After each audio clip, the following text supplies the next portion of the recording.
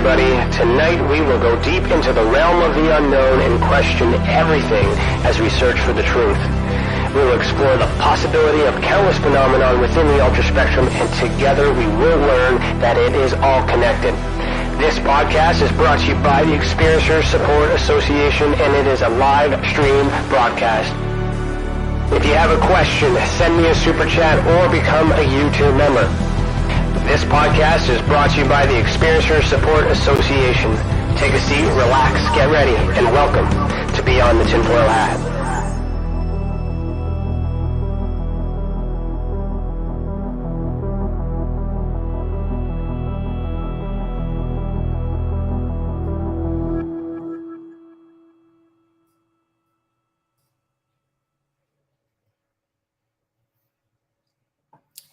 Hello, everybody, and welcome to Beyond the Tinfoil Hat. Today is Thursday, October 6, 2022, and I, Ryan Stacey, am your host this evening. I'm a licensed private investigator, a citizen journalist, a former MUFON guy, and now the Director of Investigations for the Experiencer Support Association. Welcome to the channel, and thank you for joining us this evening. Special thanks to all our YouTube members who help us keep this program and others free for our experiencers. Remember that as a member, you get to ask questions live here tonight. For all you non-members, you can super chat or send a tip on Rockbend to ask your questions to our guests live. Every little bit helps. Keep this free for everybody. At the 2-hour mark, Cece and I will have our after chat, so stick around and we'll keep the conversation going and chat with everyone that's in the live chat. Okay. We will discuss what we thought about tonight's episode and share some recent news for Tesla. We had some updates on the website today too, so we're going to talk about those. Tonight's theme, which is Experiencer Testimony and Discovery Journey. Our guest for Season 4, Episode 32 is Sev Tok. Sev is a speaker, author, spiritual counselor, experiencer advocate, and a lifelong experiencer. Originally from Istanbul, Turkey, she emigrated to the U.S. as a little girl, not knowing English as she started first grade and earned a Bachelor of Science degree in biology from Loyola, that's tongue twister, University. Sev's ET contact started at age 10, which she kept secret until 2017 when Grays burned red X marks into her back. Interesting. This ET contact prompted her to come out in 2018 as a speaker at AlienCon, and through her book, You Have the Right to Talk to Aliens, endorsed by renowned ufologist Kathleen Marden. Perfect. I like Kathleen. Sev is featured in the Canadian TV docuseries Encountered UFO Physical Contact, has been interviewed around the world, speaks at conferences, and is honored to be the Master of Ceremonies at MUFON's International Symposium in Denver in July 2022, so this year. As MUFON field investigator, the Assistant State Director for North Carolina, and as a member of MUFON's Experiencer Resource Team, used to be Research Team, Sev helps experiencers around the world. She also offers personal and private guidance to experiencers through Tell Me Your ET Story on her website, planetsev.com, her monthly newsletter, and her YouTube channel, Alien Spirit TV. For the past 12 years, Sev has been conducting soul sessions with clients around the world. The sessions offer interdimensional guidance to manifest one's purpose and activate multidimensional DNA in order to design a fulfilling, successful, and dynamic life. A planet and star system are named after her in the Star Wars galactic system. I was going to say that. Awesome. You can find the Sev Tok star system and planet in Wikipedia. We're going to look at that later. Sev lives on the inner banks of North Carolina, and you can find her at, again, planetsev.com, and we'll share her website after the break. All right, Sev, put on your tinfoil hat. We're about to go down a rabbit hole. How you doing? Good evening. It's a pleasure to be with you. Thank you for having me. Yeah, no, thanks for being here. This is great. So I said Experiencer Research Team because it used to be that way. When did they change it to Resource? Yes. Did they change it to Resource recently? Yes. Okay, perfect. Okay, so we're going to start the night off with an icebreaker. I forgot to mention that. So Cece has prepared an icebreaker question for both of us. And I'm going to read it out for the first time live, and we're going to go from there. So I'm just going to play the little jingle, and we'll be right back.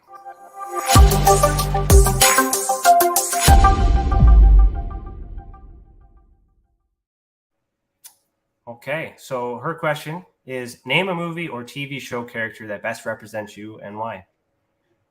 Oh, wow. Oh, well, I don't watch that much TV and I don't watch that many movies. This is a hard one for me. Uh,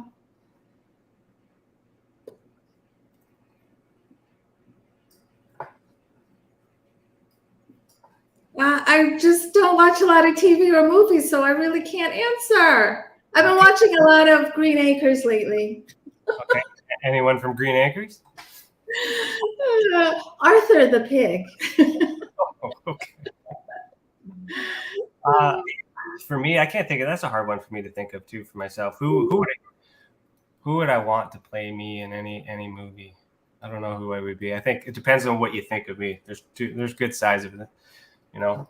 But all right, thanks, Cece, for the icebreaker question. Right. That's okay. Oh, good. It broke the ice. That's the whole point, right? Yeah. Okay, so the first question I ask every guest, it is why are you the way that you are? And what I mean by that is walk me through your life on how you got to here in this moment. And you can go as far back as you want to go, and then we'll just see how far that conversation goes. And then I'm going to make notes, and then I'll ask questions along the way, and then we'll be good. Okay, well, thank you. Why am I the way I am? Well, yeah, there's a lot to that because I believe that the way I am is not just because of this particular 3D life. I think the way I am has to do with also the other lives that I'm living that people call past lives and the experiences that I'm having in the multi-dimensions. But if we just concentrate on the 3D Sev, I immigrated here, like you said in my introduction, from Turkey, and I learned English. I was a girl when I came here, and for the first several years that I was here, I didn't know English. So I believe that is when I started to strengthen my psychic abilities in order to understand what people were saying, or in order to read the room or just know what was going on. And then that continued my whole entire life. Strengthening my psychic abilities and talking with ETs and other multidimensional beings. And I graduated from Loyola University with a Bachelor of Science in biology. The aim was to go to medical school, but I had an internship at University of Maryland Hospital, and I realized that's not what I wanted. So I ended up owning a few businesses, doing my own thing, working for some other people. I was never really fulfilled or happy. And that is because I was hiding a huge, very important part of my reality, and that's my ET contact. And when you hide something that's truthful about yourself, that manifests in a negative way in all areas of your life. So looking back on it now, I can see why I had difficult relationships. I can see why I was never fulfilled and I was always looking for a different job or looking for a different career. And it wasn't until I came face to face with my ET contact, which was the most difficult thing I had to do. It was my biggest obstacle. And that just happened recently. That happened in 2017 when I moved here to the Inner Banks of North Carolina from Capitol Hill, Washington, D.C. I also lived in Baltimore for a couple of decades. But as soon as I moved here, I made contact with the Greys, and they burned 2 red X marks into my back on my tush. And that sent me into something like an existential crisis. And I knew I had to deal with it. And so I needed help. I finally admitted that I needed help. I got the help that I needed. And then it opened up this huge new door in my life. And I started helping experiencers. And it's a joy to do so. I'm also a transformational coach. I help people discover and manifest their soul purpose. These are sessions, they're multidimensional, interdimensional sessions. Information comes through. It's something we can all do. It just takes practice. And what comes out are why you're here, your reason for being, and how you can manifest that, and your best career paths, and past lives, and mental blocks that we all have, and how you can identify them and then move around them or eliminate them. And the sessions, I call them soul sessions, and they're basically geared to help you become as happy as possible. Okay. That's a beautiful thing. That's you fit right in. That's it. Thank you. Okay. So I was just making notes as we go through. So you mentioned you got help. So I'm curious to know at that time in your life when you decided to ask for help, which is always challenging. It's really hard to know where to go, right? Yes, it is. And so how did you find the help? What help did you get when you finally decided? Yeah. A really good friend of mine, Elizabeth, who lives on the island of Maui in Hawaii, she called me one day and she said, I really think you should see Unacknowledged by Dr. Stephen Greer. So I watched it and it lit this fire in me. And as soon as it was over, I went to my computer and I told myself, I have to send a picture of these X's on my back to somebody because I need help. And I heard in my head, I heard MUFON. And so I went on their website and I found Kathleen Marden and I contacted her and she responded very quickly. And she spent about an hour and a half with me in a Zoom session. And she validated a lot for me and she was greatly helpful. She's my friend and my mentor today. In fact, she endorsed my book, which I'm very grateful for. And that's how I started to get my help. I had to also help myself. So this is a process that has a lot of deep personal introspective work. You have to go places that sometimes places. I found out why I was hiding my ET contact reality. And as soon as I focused on it and faced it, poof, my whole life changed for the better. And it was really the best thing that ever happened to me, my ET contact. And the thing is, I changed my mind because at first when the first time I came in contact with the Greys, I've been in contact with them several times. They were not the first beings I remember coming in contact with when I was 10. From 10 to 12, I came in contact with non-human or extraterrestrial beings that were not Greys. But then over the course of the years, a couple of decades later, I started coming in contact with the Greys and they scared me. And I thought they were evil. And I thought they were victimizing me. And this is because I thought everyone was victimizing me. I spent most of my life in a victim vibe. And so what my ET contact did for me was to bounce me out of that victim vibe, which is a really bad state to be in. A lot of us are in it. And as soon as I was able to bounce out of that, then I could very clearly see where my fulfillment lied, what I wanted to do. And I was able to express my authenticity. So that confidence came from that too. So yes. You were dated. So Kathleen, I've worked with Kathleen. She's a lovely lady, very intelligent lady. I spent some time in the Experiencer research team, now resource team with her. And lots of good things have come from her.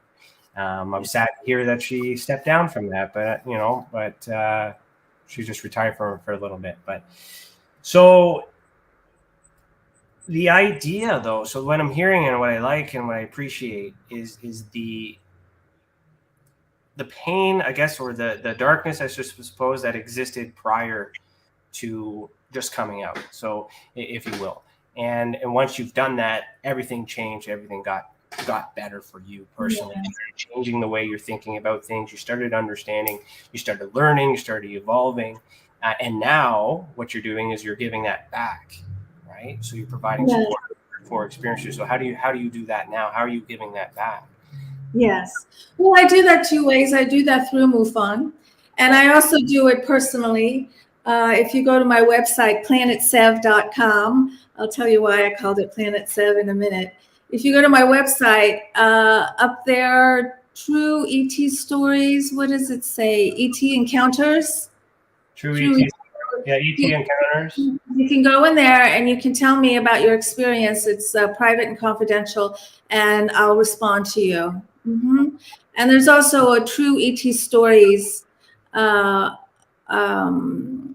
where I share some of the stories and some of the drawings and the pictures anonymously. I think it's very important for us to share. We don't have to come out in a global stage. We don't have to write a book, but it's very important that we share our stories so other experiences will know they're not the only ones that have had an experience like that. I agree with that wholeheartedly. Keeping it inside doesn't do any justice. And if someone is reading this, they can be like, hey, that happened to me too. And they get immediate validation. And then they might contact and say, hey, and give you more information and things like that too. Yes. And then that could help begin the process, the transformation. That's a very interesting picture right there. That is an experiencer who had an event with grays and those mantis beings. I personally have not seen the mantis beings. Many people have. They do often kind of travel around together. Have you seen them, Ryan? I've had some reports of the mantis and the grays separate, but not together. I've not seen them together before. So this is interesting to me. And you know what's interesting to me, actually, since we're looking at it, is the fact that some of them wear clothes. That was always like some are naked, but some are not. So, because there was questions on whether or not it was like a suit or an android. Like, there's a lot of theories out there of what these beings could be. But if they're wearing clothes, why do we wear clothes? Primarily because we're cold and we want to stay warm. So that would suggest to me that's not a machine. It must have feelings. Yes, that's a very interesting point. I have MILAB or MILAB experiences. I have conscious memories of MILAB, military abductions. And in one of my memories, I was in this room, and there was a room across from me. We were divided by a big glass window. And in the room across from me, this gray was brought in.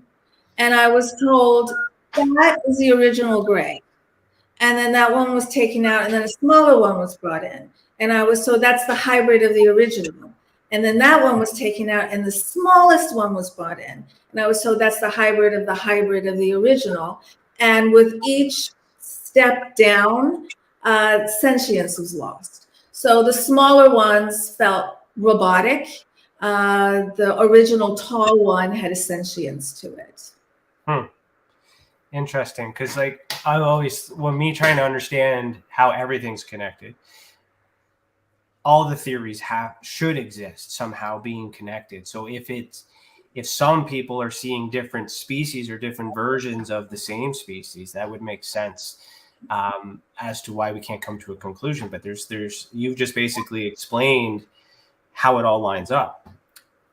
So if the original, so is that cloning? Are we cloning them, or are they?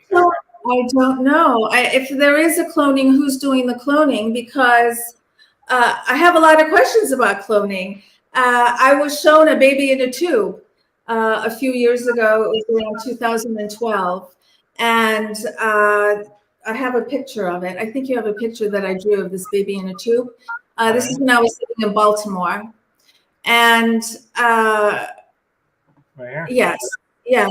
And I was in this dark room, and there was this tube in front of me with this baby floating in it, in this like a fluorescent liquid.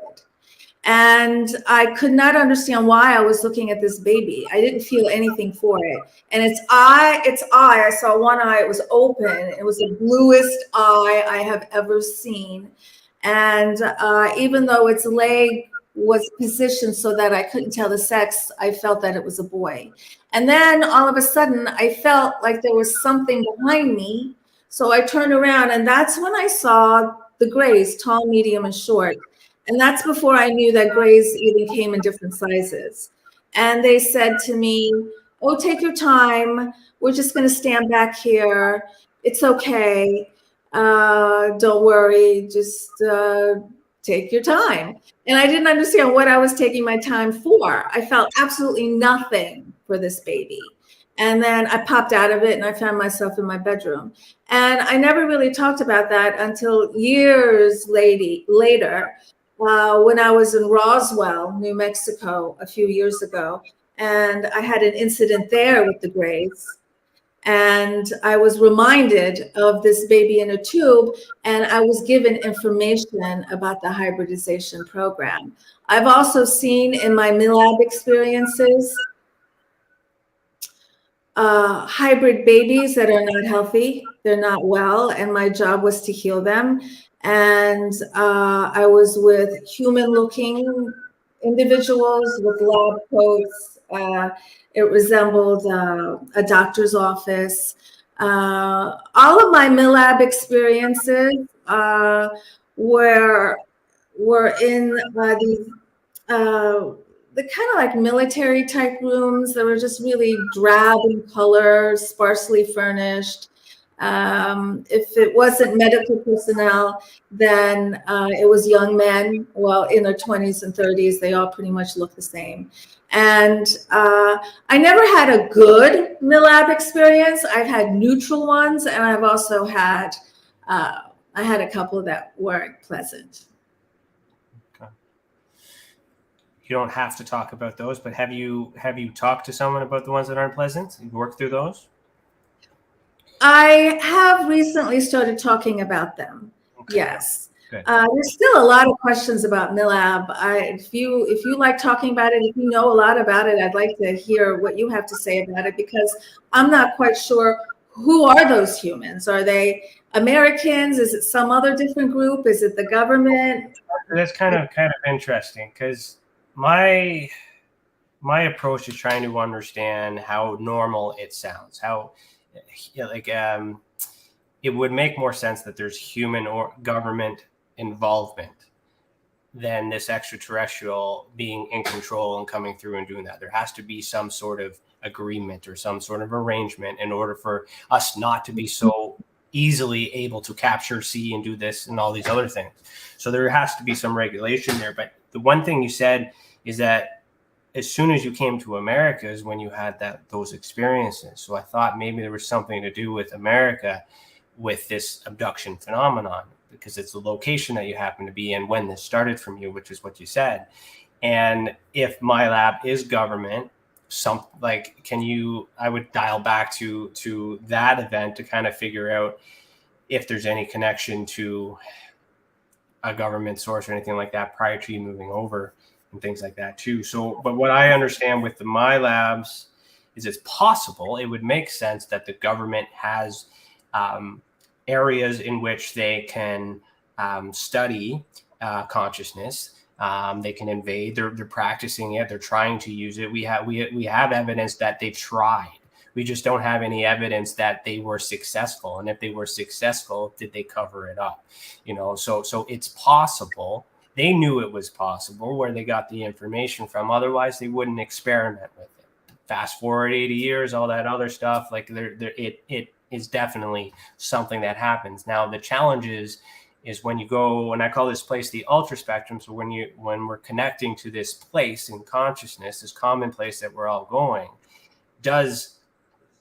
is that the same place? And are we connecting to what's here on Earth and all those other things? That's where it gets more complex. So the government may be involved with initiating the consciousness to get to said place, kind of like a Stranger Things scenario, but doesn't really have control of what's in the upside down. Just to say with that, idea. So they need to focus on that's where, and I think that would justify or perhaps explain the reason to continuously visit, because they may have activated. There's proof that it worked. And then now we need to follow these experiencers throughout the course of their lives to see how they adapt, to see how they evolve. see how they, I guess, combine with whatever it is that they've done, because some people get injections. There's a whole bunch of different things and scenarios that happen in these labs.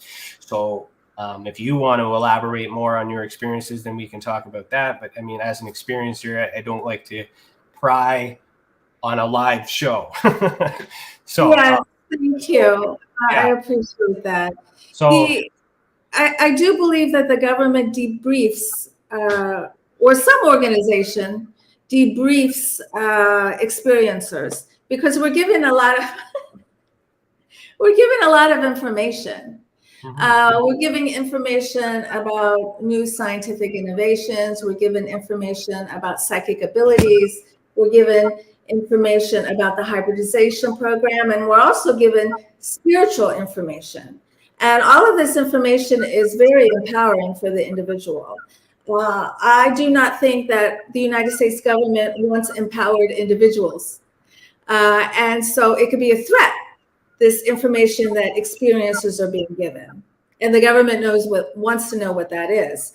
I have that MILAB experience I had that was very uncomfortable. It was beyond uncomfortable. It was like mental torture. They wanted me to do something that was psychic in nature. And I didn't want to do it because I knew that it was not for a good reason. And I knew bad things were going to happen if I did it. And I refused. And so there was mental torture. And it was very difficult. And yeah,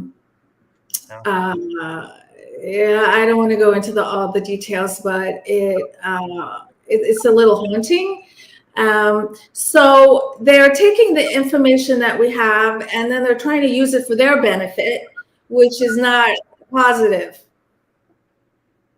This is my experience. Well, that's a common experience. And if you understand the way the government is, reverse engineering, and all these other things, they're using us as weapons. So that's why the science exists. Yes. But what I'm trying to do with my studies is trying to understand why are you the way that you are. All part of this is trying to understand if there might be some sort of common gene or trait or story that meets the criteria for them to do what it is that they do to make us the prime suspect or subject for the experiment. Because if it was something that we all could do, they would just do it to all of us at the same time. Or maybe they have, and then they're just at certain stages of our lives, we get activated, or however you want to call it. And then you get studied later on in life. It could be one of those things. But have you ever given any consideration or thought as to why you were selected to partake in this experiment, whether it was intended to be harmful or not? I think they're interested in all experiencers. So it's not just me selected out of the experiencers. I also know that a lot of experiencers have military backgrounds. And my grandfather was a lieutenant colonel in the Turkish army. And then I also have very high level positions I have relatives that were in high positions in the Ottoman army, and everywhere I've lived, everywhere I've lived, I've been very close to some kind of base, and I never really realized this until recently. Very, very close to a major base. I am still today. So there's something there, I do think. What do you think? Well, it's interesting to go back to the whole, what happened before you came to America. So if that already existed in your history, in your life prior to, there could be some connections, because the time frame, depending on the time frame of when all this happened, there's, a lot of, if we go back to the specific year and look at the way the world was then, you can kind of figure out the place of war. But what's interesting about this is similar testimony that I've heard many times. We have an experiencer in the chat. Her name's Lisa. She's very open about her experiences. I'm just going to acknowledge her because I know she's here. Lisa, this sounds very similar to some of the things that you've been that on the cases we've been working on. So I hope that's validating for you. And as an investigator, like, to me, that's corroborating evidence, because I didn't know any of that prior to talking to you.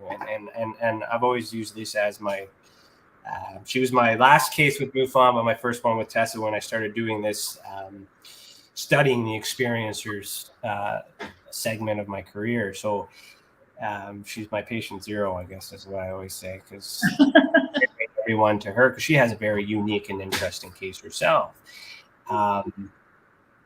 My lab is in there.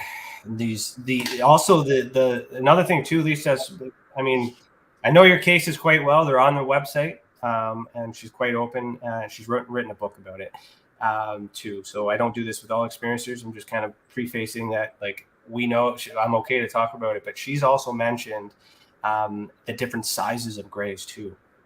But we didn't have an explanation or a logical explanation or a thought as to why there would be variance. I thought maybe, younger age difference, maybe they're teaching the kids, like you would think that. But the way that you had explained it with the intelligence as it degraded as they went down, I resonate with that hypothesis as well, because there are some reports that thinks that they're androids. There are some reports that thinks that they're humans, and if it's a combination of all of it, then that would make sense. But the common fact between the two stories is this tier of heights and these mixed beings as well, and different things, and a lab, and like there's a lot of commonalities between the experiencers.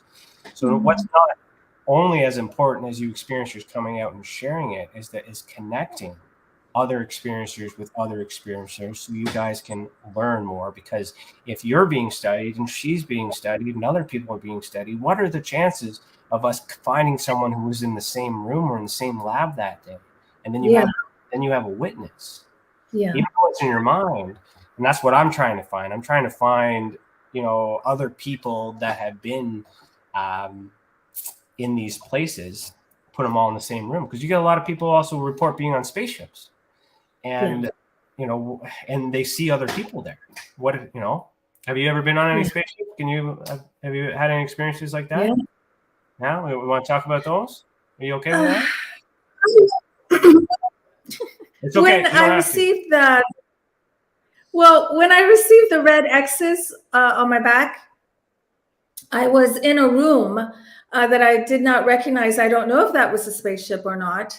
I was lying on a table, and I was lying on my side. And this is conscious memory with the second X, which came 9 days after my first X, which I chose to ignore. So that was on the left cheek of my tush. And my boyfriend at the time, we're no longer together,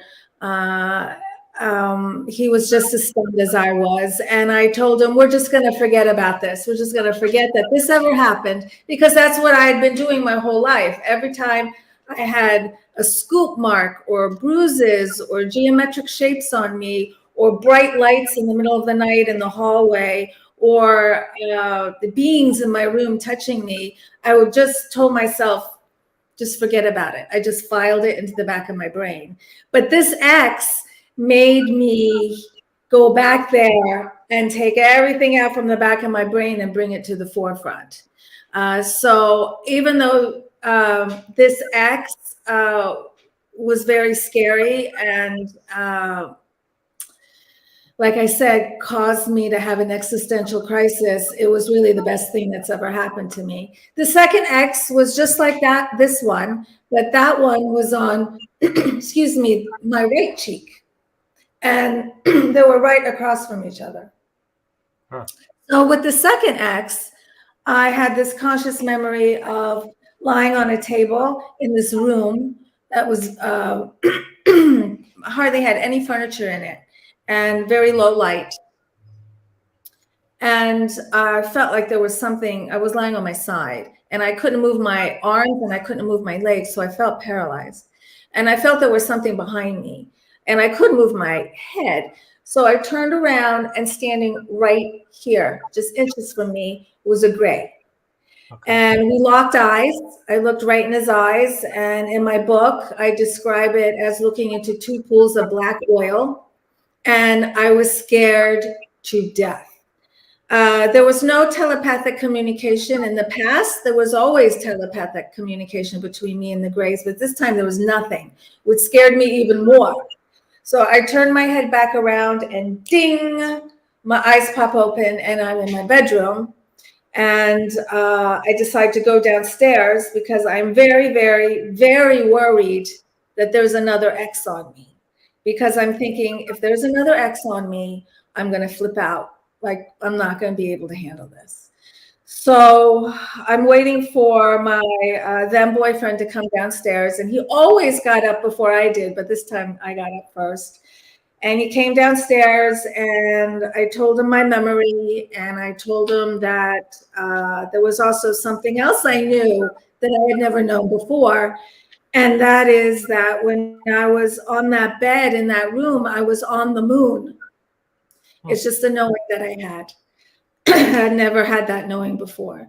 So I then asked him to check my tush, and there was another X. And that's what threw me for a loop. I was like, oh my gosh, they're really messing with me. They're toying with me. How dare they? Why are they doing this to me? Because, you know, back then I was like this big victim. And I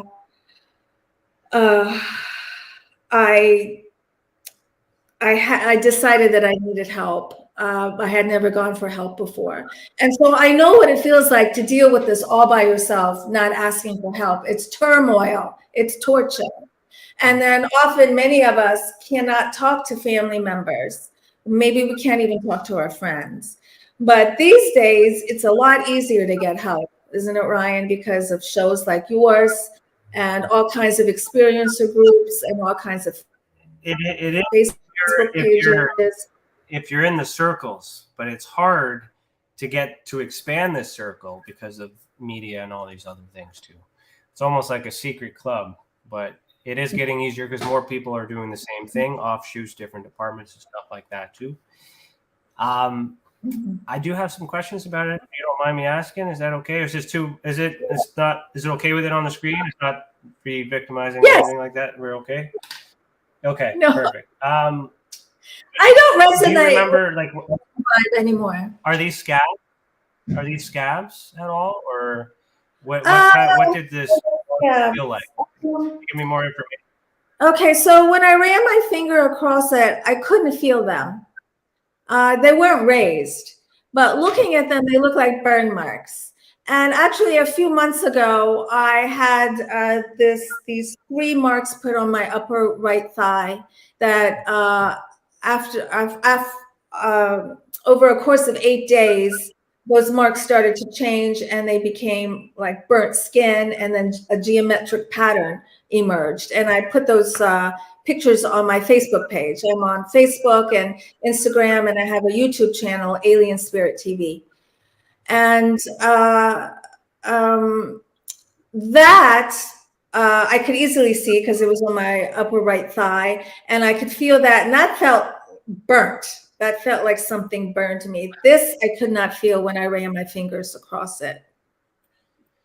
It's interesting. It reminds me like a biopsy. So a biopsy, you know, but usually you take the sample with you, but you can also insert. And if they're checking for something specifically, then it's almost like a grid. So they start in one area and then they're just taking a couple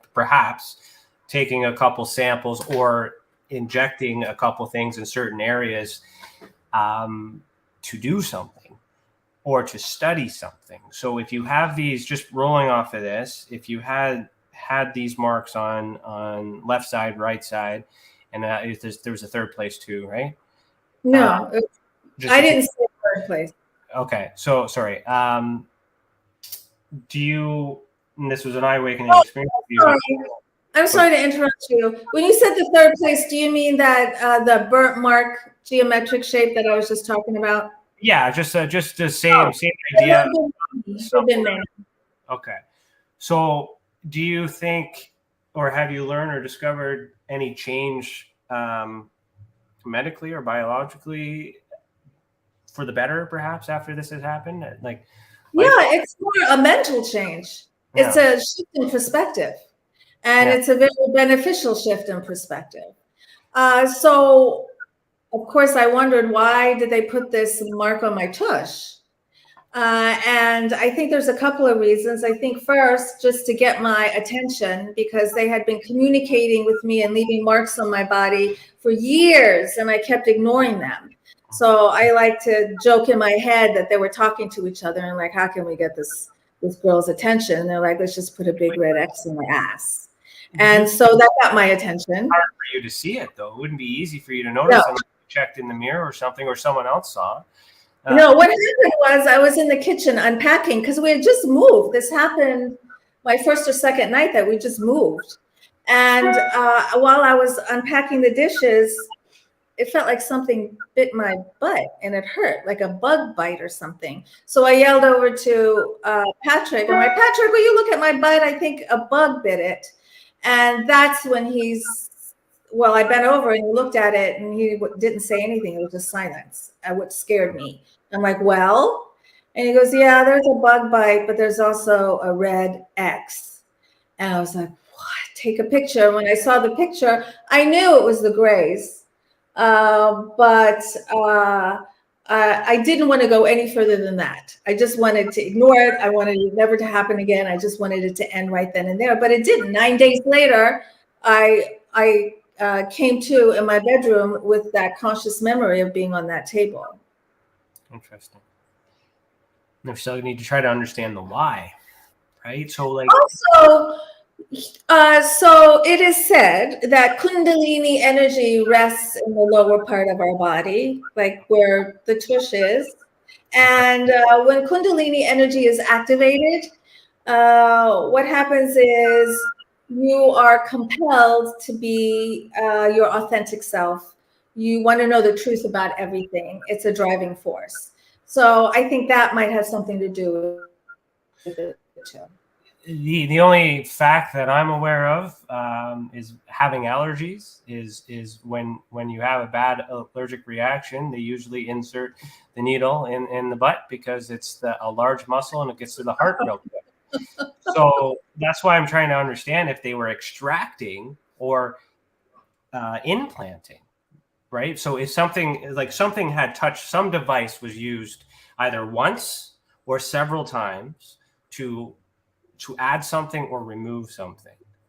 So if the Kundalini energy is in that area and that fact backed onto this, then it would suggest that they activated it, which kind of goes to that theory as to back to the MyLab idea, is they might be aware of this something that exists in all of us, and it needed to be activated in order for you to do what it is that you're doing, which means there's a purpose for it, which means it's needed. Yeah. So where are you at now? Like, are you still being Yeah, just a few months ago, I had that geometric shape burned into my right thigh, and that was accompanied by an orange orb that I saw outside. And then the day before that, I saw a craft go by. And what I started to do was write everything down, because I didn't write things down for many, many, many years. I wish I did. So that is something I suggest to everybody. Write it down, because you'll start seeing patterns and you'll also forget. And I do wish that I wrote down more.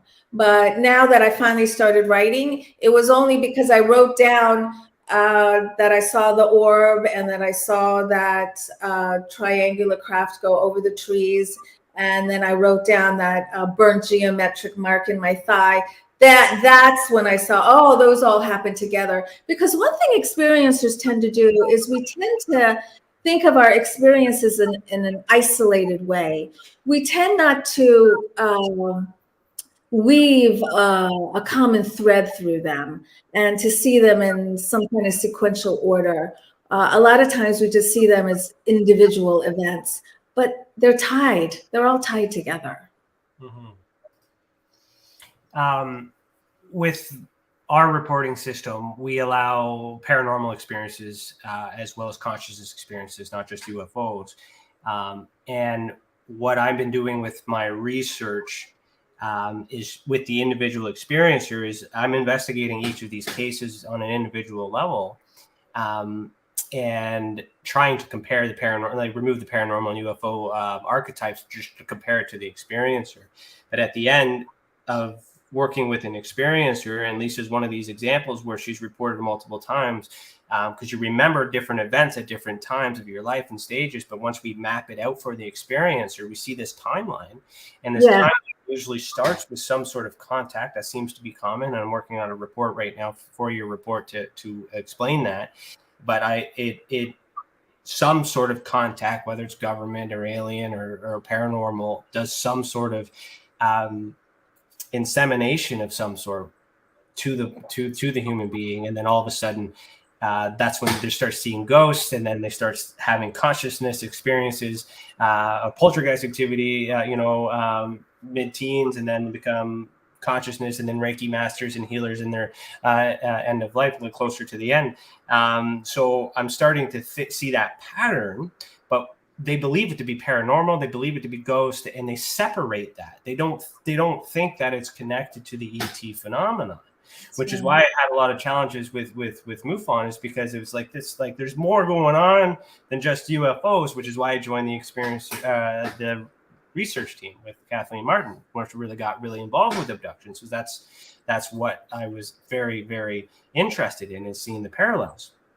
So have you had any paranormal experiences that are like quote unquote ghosts that might fall into this extraterrestrial realm? Want to talk about those?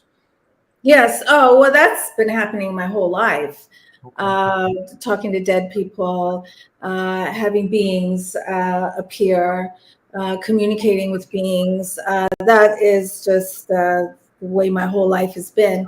I will. I'd like to talk about one interesting experience that I had. That was a Men in Black, but I call it an astral Men in Black. This was not a 3D Men in Black.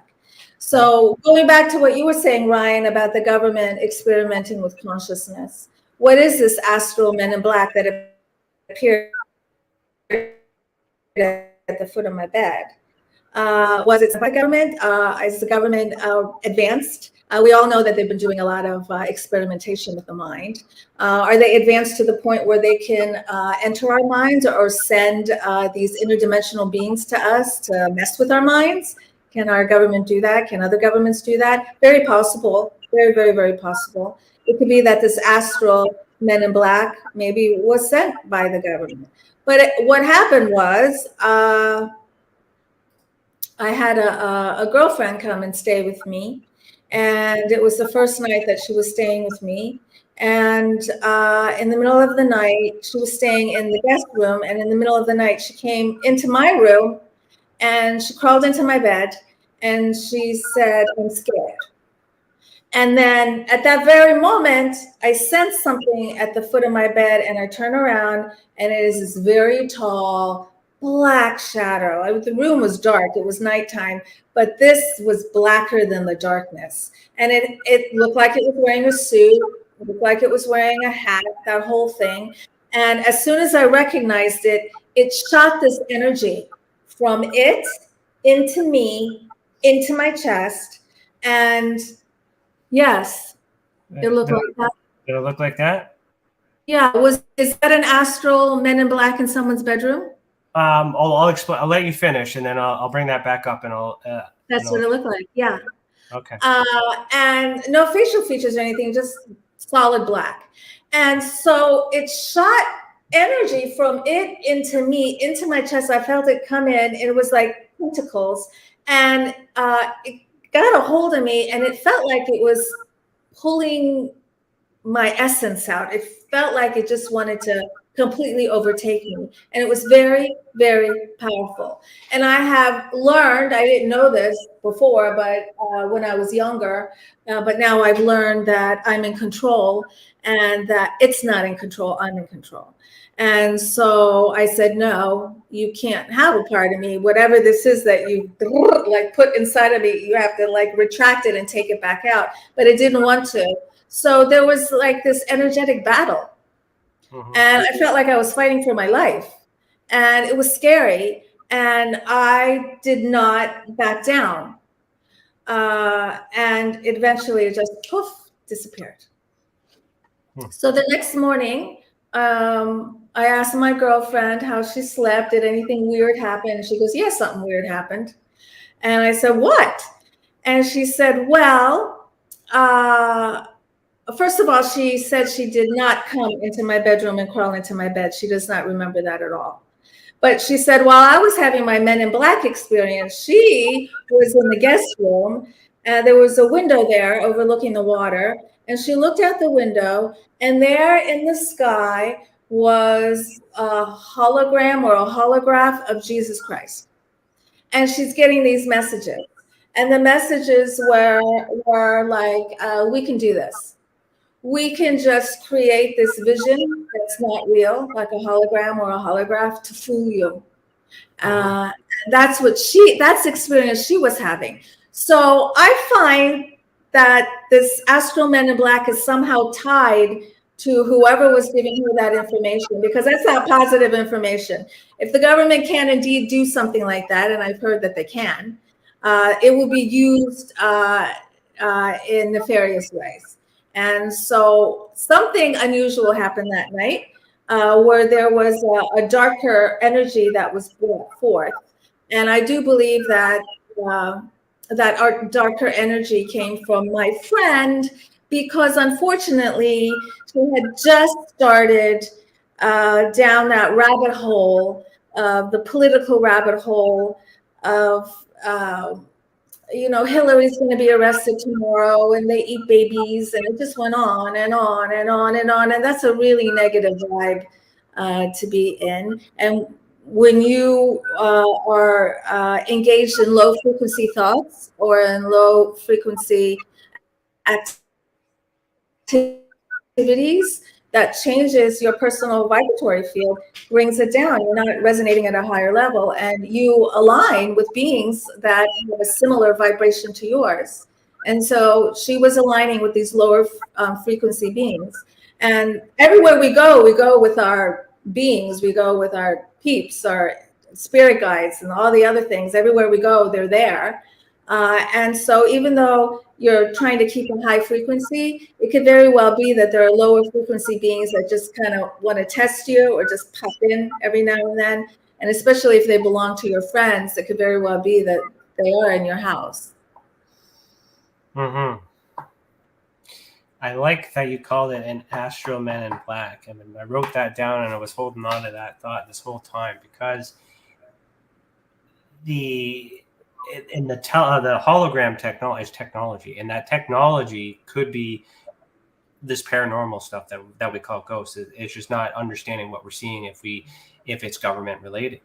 And so this particular experience here, this experiencer reported seeing this entity or being coming out of his closet, and there's this portal. Okay, but so this is just on our website through, and this is the original drawing here, but through the regression and testimony of that too, he's had some out of body or some off-world travel, secret space program kind of idea, where this individual had come to recruit. So through the portal, mental experience, now doing this off-world military stuff, gets injured in this particular one. This is a crest that he had seen. So, and then there's this is the regression audio analysis. So this is one of the cases that I've done, but I'll just put that in the comments. Wow, but interesting. To piggyback off of that, this is in Canada as well. He spoke of Camp Hero. I'm recalling from memory, the Montauk Project in New York, which is, I do believe that's where they get the idea from Stranger Things and experimenting with the mind, MK Ultra, all that stuff is there. So it's hard enough for us to capture images of flying saucers in the 3D world. And yet all this other stuff may be happening in a holographic world or another dimension, interdimensional, which I call the ultraspectrum. So when we get these drawings, and this is something I often talk about, I'm just using this example, That even though that's a drawing, for those I've been following for a while, we have witness testimony right now live that corroborates the case that's already been documented. So adding the layers of evidence together reinforces the possibility that this happens. And to add Lisa's experience on that, she has experience with Men in Black as well. And I've always, thinking in the three-dimensional world, if they're actually there in the 3D world, it wouldn't make sense for them to be parked outside because other people would see it. And as a private investigator, I know that that's the worst thing you could do for surveillance, is being so obvious. But if it's not, and it's in her mind, and she's seeing it in the astral side, so these astral Men in Black, then it fits. And if it fits in that way, then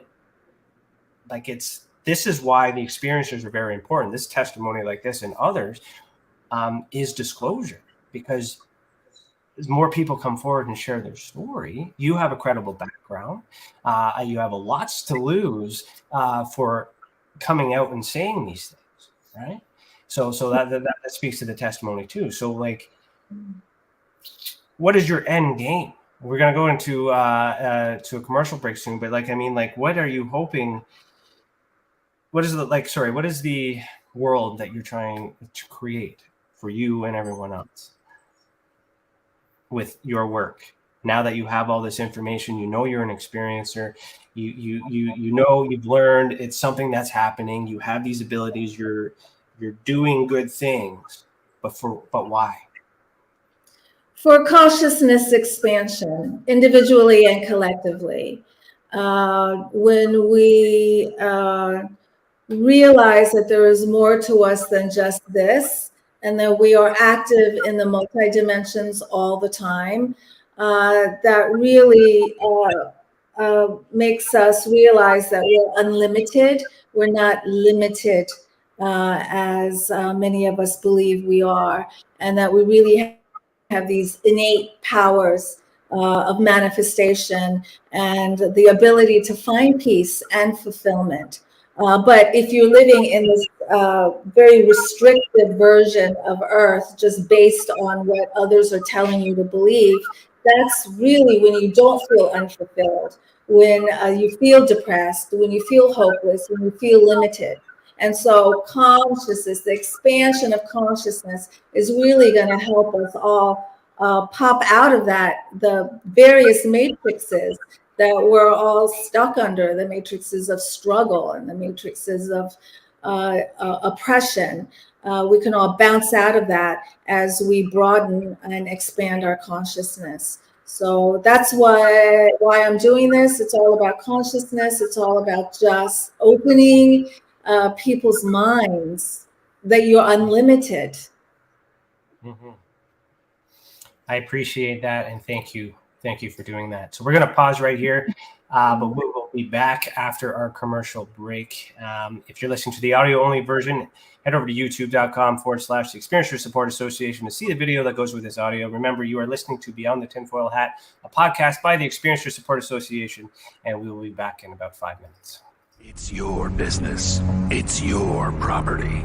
Your assets are worth protecting. Blacklight Investigative and Surveillance Services specializes in patrolling and inspecting residential or commercial property against fire, theft, vandalism, terrorism, and illegal activity. People and buildings are monitored to prevent crime. Keep your property, your people, and your assets safe from threat. Our elite staff are dual licensed private investigators and security guards. Blacklight Investigative and Surveillance Services. Go to blacklightiss.com.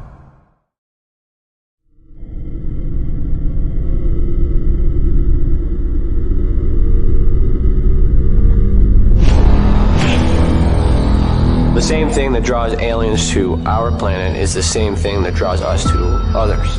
Exploration, curiosity, sustainability of life. That's why we go. It would make sense as to why they're visiting here. Travis! Quit playing around, man. Get back here. Travis! The last thing I remember was this numbing shock. Stunning sort of a feeling. Very powerful. Get away from me! I was just out of my mind with fear, just screaming the whole time. It's been theorized that aliens prefer remote areas because they don't want to attract attention. Whatever it is that they're doing, they would want to do that in a less populated area. There are multiple accounts of the same thing from people from all over the world. People that do not know each other, do not live in the same cultures, and they're all looking up, they're all seeing things in the sky. So it would be naive of us to think that we're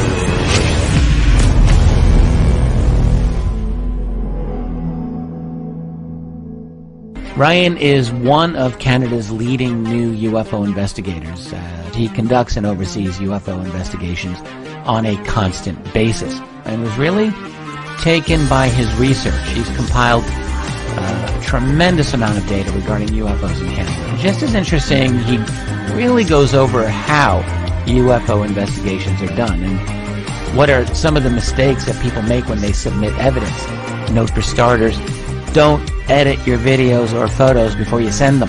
If you want to hear more follow-up conversation between Ryan and myself, you can go to richardolanmembers.com, where we have a candid conversation on ufology, the paranormal, and more. And remember, while we learn and grow and search for the truth, let's be good to each other.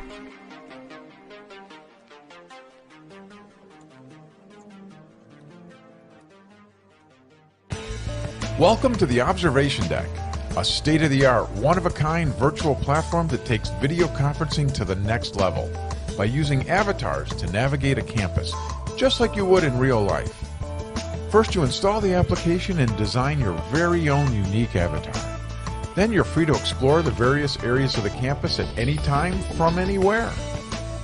There's so many areas and activities to choose from on the platform. There's a 1,000-seat auditorium, a large expo hall, a movie theater, a nightclub, an art gallery, and even a beach. Come attend a conference, or take a class, or hear a lecture. Meet new friends and interact directly with presenters. It's all right here on the incredible Observation Deck campus. Where in the world will you go?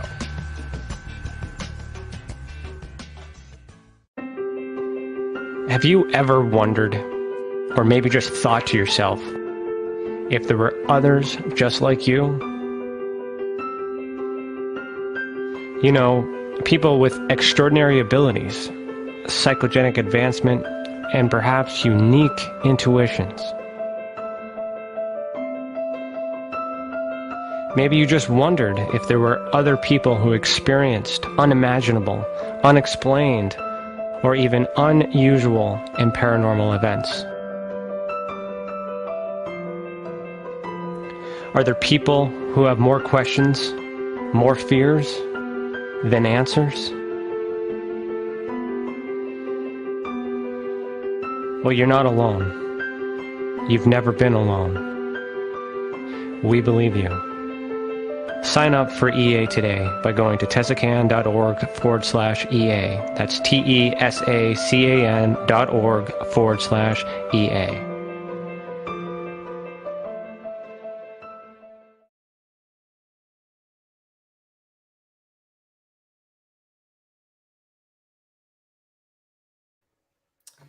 Welcome back. You are listening to Beyond the Tinfoil Hat. Have you ever experienced an unexplained event involving the paranormal, UFOs, extraterrestrial, dogman, or any other paracryptid? Head over to our new website, www.experienceyoursupport.org, and submit a report.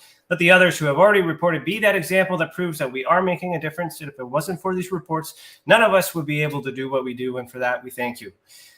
If you're wondering where to get one of these cool hats, I got that from tinfoilcap.co from Rex from the Leak Project. So head over there and you can pick up one of these Marty McFly tinfoil hats. All right. So the question, I wrote down my question before we went into break because I kind of wanted to piggyback into this talk because we're doing theoreticals. So if government is involved, and they have the ability to alter consciousness or create enhanced consciousness, is the end game, what do you think the end game is for them? Are they trying to activate more of us to do good? or are they trying to activate more of us to do bad? And in your circumstances, you were one of the people that said no, and are fighting back. Mm-hmm. Well, from my experience, I do not feel that they want to use us for anything positive. So I don't remember what psychic thing they wanted me to do. It was with my mind. So because they wanted me to do something with my mind, it just makes me wonder really what their capabilities are. Did they want me to teach them how to do it, or did they actually want me to do it? I'm not quite sure. But we know that they've been doing this kind of research for a long time into the mind and astral projection and teleportation and all that. Many countries on the planet have been doing this. Psycho warfare, I think they call it. Yeah. And so it is a very, very effective way to read an adversary's mind, to find where hostages are, or to find where military. So remote viewing is used for that quite a lot. And that's as normal as you can get with this consciousness. Remote viewing doesn't come off as this paranormal consciousness vibe, but a lot of people do talk about that in the technical side because it's human. And so humans are using their mind. It's commonly known, and they're remotely piloting drones and stuff like that. But yet they don't talk about paranormal. They don't talk about consciousness. They don't talk about mediumship, psychics and all that other stuff. Yet it's the same thing. It's a human being using their mind to go somewhere else in space and time. Mm-hmm. So and that's the scary thing, because trying to understand the motive. So and understanding the beast. So if the government is aware of it, the government is trying to do it so they can control it. They do that with everything. Every single government wants to have power and control of everything. And we're not working together to advance humanity. We're trying to survive where we are, so that when the end happens, we survive and we become the new the new species and whatnot. So in order for this to work, is there another layer of intervention behind the humans and the governments? Like, is there any thoughts around who's controlling them, or is that the end of the line? Oh, who knows?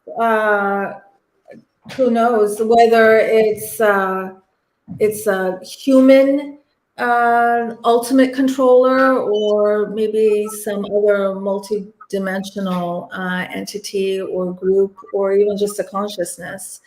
Through my work with my clients, it's very clear that life is just a mind game. Everything is just a mind game. That's what life is, all of here. And of course, our government is going to want to rule that. I don't trust our government when it comes to anything. So I really do think that, we hear these stories about our government making deals with ETs and things like that. I don't know anything about that. But I do know that in my experiences, there were humans and ETs together, humans and grays. Now, I have come in contact with other beings that were very loving and very kind and gave me really interesting information. There's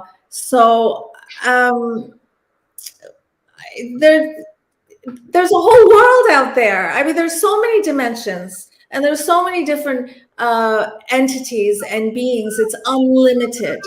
Have you ever wondered? Sorry.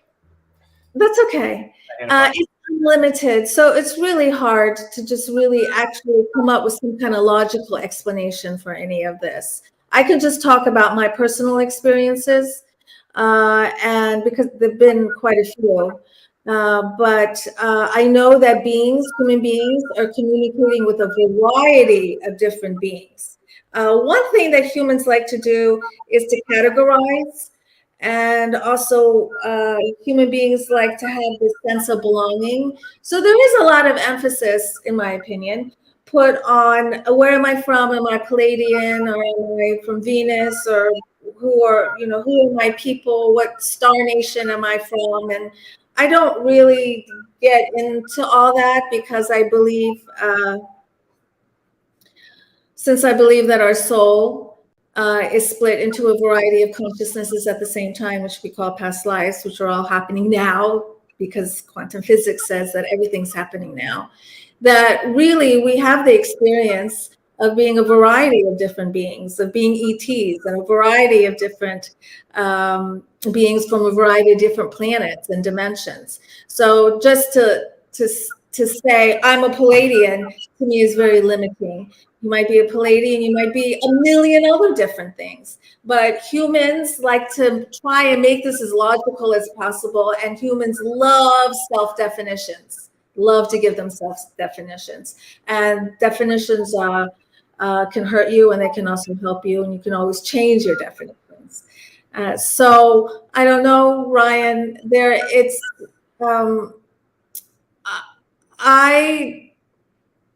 I don't trust any work that's being done. I don't trust any experience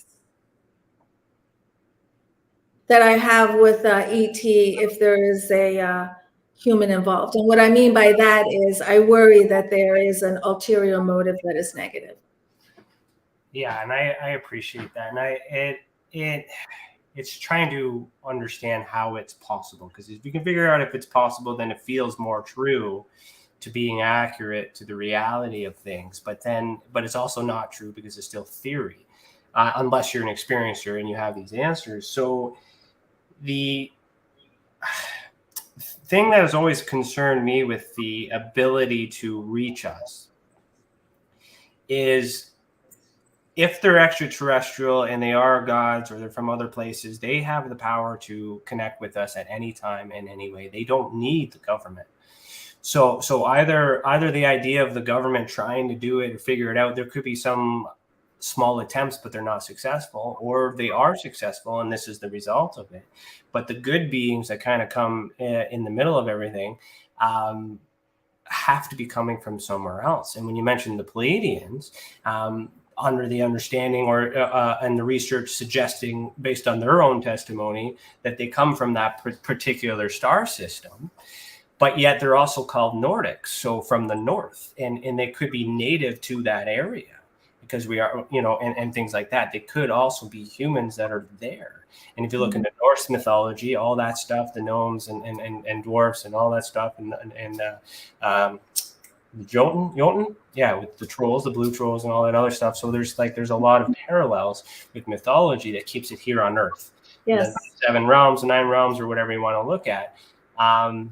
And you can thank Assassin's Creed Valhalla for that. That's where I'm learning all this history from that video game. But so what do you think about that? So maybe these beings do exist on Earth. They're hiding. Yes. And they are using the same ability that the government's aware of, that's trying to reverse engineer and use. But at the same time, is it possible that they're trying to awaken us so that way we could defend against whatever it is they're trying to do, or to balance it? Again, how would that go? I do believe there's a variety of beings on this planet. Some we can see with our 3D eyes, and some we see with our 3D plus eyes, as I call it. A few years ago, I was sitting in my living room, and these 2 beings just came in the middle of the day. And they were very tall, and I call them the blues because they were predominantly blue. They also had silvery colors, and every now and then there'd just be this flash of a spring green, like right here. And they were tall, maybe 7 or 8 feet tall. And you couldn't draw them. I couldn't draw them if I wanted to, because they were just nothing but just constant undulating light, like kaleidoscopes. They were like this. It was so beautiful. And they were very, very loving. And the feeling I got from them it was love that was even more intense than a mother's love. It was a love that I had never experienced before. And then they started communicating with me telepathically, and they gave me information about Tesla and Tchaikovsky and Disney. And they said that these men were in communication with otherworldly beings, and that Tesla and Disney did meet. And that when you listen to Tchaikovsky music, and it just turns out that Tchaikovsky, before I found this out, is my favorite composer. And of course, we all love Disney and we all love Tesla. So these are three men that were very close to my heart my whole life. And they told me when you listen to Tchaikovsky music, that actually activates DNA within you, raising your frequency and helping you align with your divine purpose. And a lot of classical music does that, but especially Tchaikovsky's. And one of Disney's most famous movies was Fantasia, which was filled with Tchaikovsky music. I was thinking of that when you made that connection. Fantasia is probably an activator. It's probably a DNA activator. I love that movie. Wow. So Disney knew what he was doing. He just didn't say it out loud. Yeah, like Disney. Well, Disney's got his ties in a lot of things. He's also was friends with Brown there from NASA or whatever prior to creating that like Disney Studios and all these other things. So like he did a lot more in this realm than just creating cartoons. So like I do. That's strange. That's a very strange connection. You know what else he did, which is really so beautiful. Classical music's when I always get my messages or my best ideas come from me listening to. There you go. Do a random playlist. I should check to see if Tchaikovsky's music is on that playlist. That'd be interesting to know because there are some songs that I do like, but that resonated with me. I got goosebumps from that. That's interesting. Oh, good.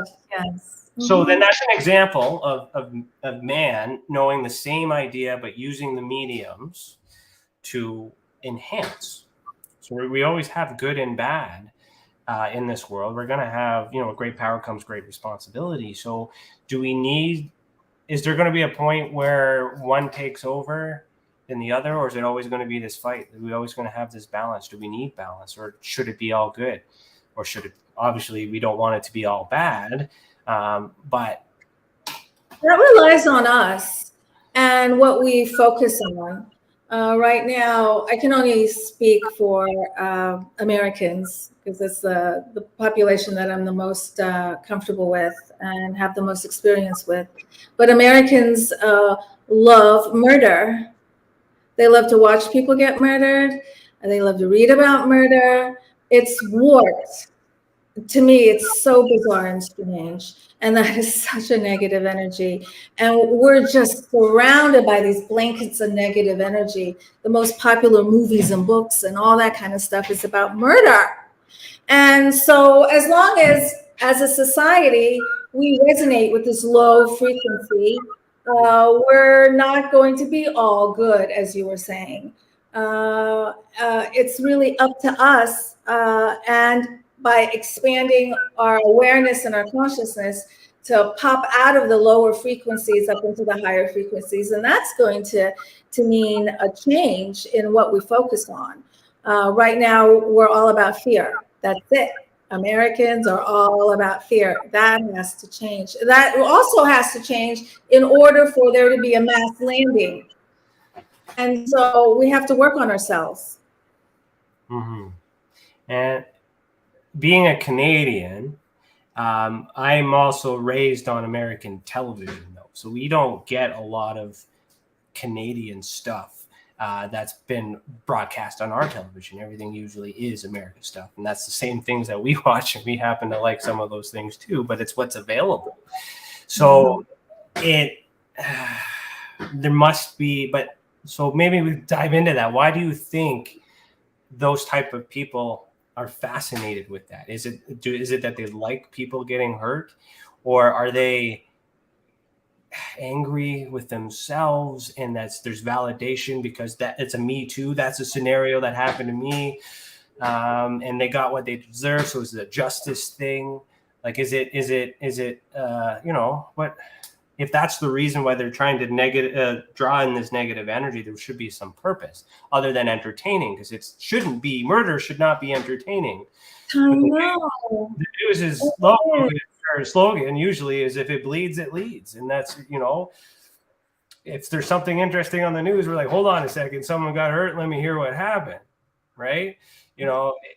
We have that interest. And why do you think that is? Because we're to blame for that. Well, yeah, it's definitely our doing. I just go back to energy. Everything I talk about is all about energy, the energy that you radiate, which is created by your mind. And so if you're resonating with a lower frequency, which is what victimization does, if you think you're a victim, if you think that everything is happening to you, that you have no control, and that you're kind of like a ball in a, what do you call those games? Pinball games? No, what do you call those? Are they pinball games? The paddles and the ball going around? Yeah. If that's how you see yourself as that ball, and all these all people are going to decide for you which direction you're going to go, that is a victimization vibe. That's a really low, dense, low vibe. And as long as we're resonating with that, then we're going to be attracted to everything that is of lower frequency. And that has to do with control, ego, all of that. Taking away our freedoms. And the same thing's starting to happen in paranormal television too, because they're doing more shows about experiencer testimony, but they're the dark and they're the violent ones, and they're the scary ones and things like that too. And yet we're drawn to that, because I think the association is crime. Because in the experiencer side, if we go back to the ifs, and these are true, the government is using technology without your consent. They are experimenting on your body without consent.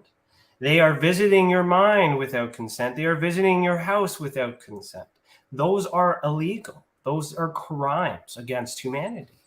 So if it's human element, then they can be charged with things like that. So I think we are victims to a lot of things.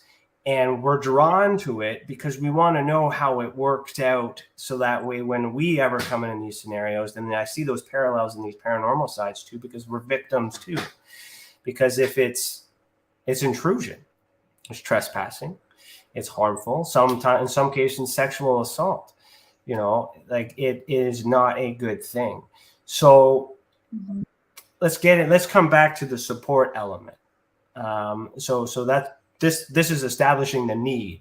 And now that you're one of these individuals out in the world that's spreading your light and you're helping individuals, is there anything on your website that you want to share specifically, or do you want to talk about your book? I'd be willing to talk about lots of different things. I would like to say something about what we were just talking about, how perspective is really important. Perspective, just like on Earth, our perspective determines our attitudes and our opinions about things. And so that is the case when we're traveling through the dimensions. Our perspective matters. So for instance, I changed my perspective when it came to the grays through deep introspection. And often experiencers do change their perspective. They change from, oh, I thought they were harming me, to, oh, I now see that they were helping me. And maybe that message they gave me, I misinterpreted because I was vibrating in a lower frequency. I just couldn't align with a higher frequency message. So there's that. Also, I wonder, do the ETs change the way they look? Like earlier, we were talking about why do some ETs wear clothes and some don't? And so is that for us? And so if you look at what ETs look like in the 70s, as opposed to how the ETs look now, they're very different. And people who drew pictures of their encounters in the 70s The beings were, some of them kind of looked like spacemen. They were kind of clunky. Some of them were weird looking. We don't even see drawings like that by experiences these days. So what's that about? Did those ETs just disappear and they don't visit us anymore? Or are they altering how they look so that we can accept them? Are they altering to how our movies and our TV say they should look? Something's going on there, I think. So what's interesting, you just remind me of an old MUFON case that I did. This experiencer reported being led and followed by a cat. It was a black cat, but she explained specifically that the cat stood on its two legs, but it was a cat, and it always followed her because she loved cats. Okay, and it was comfortable for her. And then there's spaceships and all these other things. But then I asked her to draw it, and when she drew it, it didn't look like a cat. It looked like a shadow figure. And then I started thinking paranormal. And then that's where it really kind of opened up for me to think the parallel is connection. They're interpreting it differently. They think it looks like a cat, but it's not a cat. It's just a black figure. But to her, she was more inclined to follow the cat out the house down the street to catch the cat. Next, you know, she's in a spaceship. So there's like a trap mechanism there, but she was more inclined to follow it than a very scary being. So that is possible. That was an interesting case that just totally. Yeah, I never heard that before. And well, I've heard about a lot of times when there are reports about kids, little kids, and sometimes they look like clowns, or sometimes they look like bears, or sometimes they look like cute little things. They're masked. Yeah, shaped figures and things like that. Like what? Shapeshifters, a lot of shapeshifters. Yes.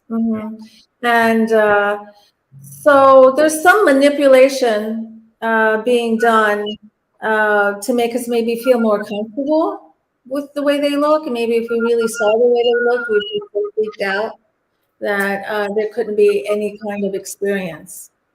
Perspective is the main thing that we got to look at, because it depends on how they're perceiving it, what they're thinking that day, what kind of day they had.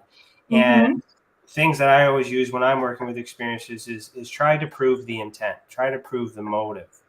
Because we get some experiences where you're sleeping in your room, you open your eyes, and there's a being standing there. Yes, you're afraid because the doors are locked. They shouldn't be in there. What are you seeing? You're in a vulnerable position, but they don't do anything. So do you know in that instance for these types of experiments that they even know that you're there, that you see them? And is there any intent to cause harm? Yes, it's terrifying, but we don't have the intent until they do something. And then once they do something, so for an example with your markings, there's some sort of intention to do that, but we don't know the motive. We don't know why they did that. We are theorizing on that, but we kind of need to get the answers from them. So do you do any when you do make contact, do you interrogate? Do you ask any questions? Do you try to get these answers? Have they ever validated for you as to, why you? Have you gotten any answers through that way? Well, that reminds me of the experience that I had in Roswell. So Roswell was about 6 years ago, and I was with my ex then, Patrick. And I had been wanting to go to Roswell ever since I was a little girl. And then all of a sudden, I had this impromptu trip to Roswell. It came out of nowhere. And my ex called me and he said, I have to go to White Sands Missile Range to do some work. Why don't you meet me in El Paso? I'll take you to White Sands. Have you been to White Sands Missile Range? Because that is a yucky place. No. Oh my gosh, the energy there is horrible.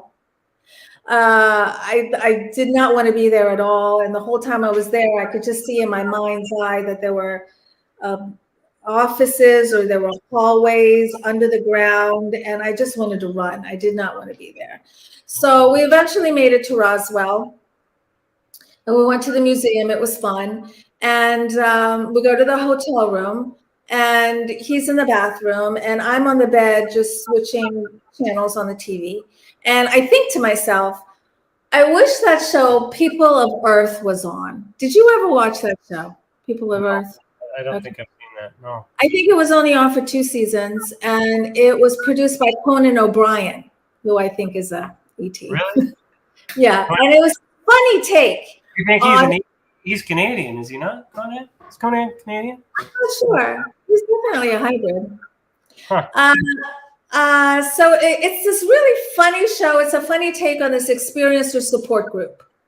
Mm-hmm. And I really liked it. And so, but I knew that the last show had just aired and it wasn't going to be on. So he comes out of the bathroom and we talk about something. And then I had stopped the TV on a commercial. So we finished talking. I turned the TV on. I won't even change the channel. And all of a sudden, poof, People of Earth comes on. Okay. And I'm like, whoa, all right. Freaked me out. I'm like, this is interesting. We watched it. He had not seen it before. He liked it. We laughed. We went to sleep. Next thing, my eyes pop open. And it's pitch black. I can't even see my hand in front of my face. And I know I'm in the hotel room. And I hear someone walking on the carpet. And it's Patrick, because he got into the bed. I feel him getting into the bed. And I think to myself, why was he sitting on the couch? Was it because of the ETs? And I fell asleep. So I get up in the morning and he's in the shower. And I'm wondering, why did I think he was sitting on the couch? First of all, it was pitch black. I couldn't see that. Secondly, he does not get up in the middle of the night and sit on the couch. And why did I think it was the ET? Then all of a sudden with that, it was like this, gosh, like this download of memories and information of what had happened that night. And I had been with a group of ETs. It was kind of like we were kind of like at a conference table. It was kind of like a conference. It was me and several of them. And they were talking to me about a book. And at that point, I didn't like them. I didn't want anything to do with them. And they're suggesting to me a kind of book to write. And I'm like, who the heck are you to tell me what to write, anything? And then they remind you of the hybridization information, like the picture I showed you. And they also said that the Greys are in this hybridization program with the humans because the Greys as a race have weeded out their ability to be empathetic and sympathetic. And if you don't have empathy and sympathy, your race is not going to last. And so they were dying out. And so they decided to go into this hybridization program with humans. Why? I don't know. And there are millions of people in this hybridization program. Many don't even realize it. And some might remember it through this some kind of like dream-like memory that they call it a dream, but it's not a dream, it's an actual event. And they said that for the most part, there are exceptions, that they pick people to hybridize with that have strong psychic abilities, that are very loving and very kind, the kind of people that wear their heart on their sleeve. And I was told that there are billions of embryos, billions. They're kind of like in a frozen state. And they're going to be used if we kill ourselves off. And we're on the path of that. It's not too late. We can still turn around, but we are headed in that direction, but that's not our ultimate destiny. But if that happens, then these very loving, very kind, consciously aware, strong psychic ability embryos will be brought to this planet, and this planet would be reseeded with those beings. See, now that's more in line in that experiment idea, because that suggests that we have a purpose. There is a purpose. And if we do kill ourselves off, then they can reset, which validates the purpose of the being. So now that we're kind of getting, now you're getting That's a good point. We're getting religion and faith and all that other stuff too. But I mean, this is no close to, like, they talk about aliens in the Bible. So, like, I mean, it's pretty. Oh yeah, yeah. The Vatican knows. The Vatican is open about it too. So, what are your thoughts on this disclosure movement, where it is being American and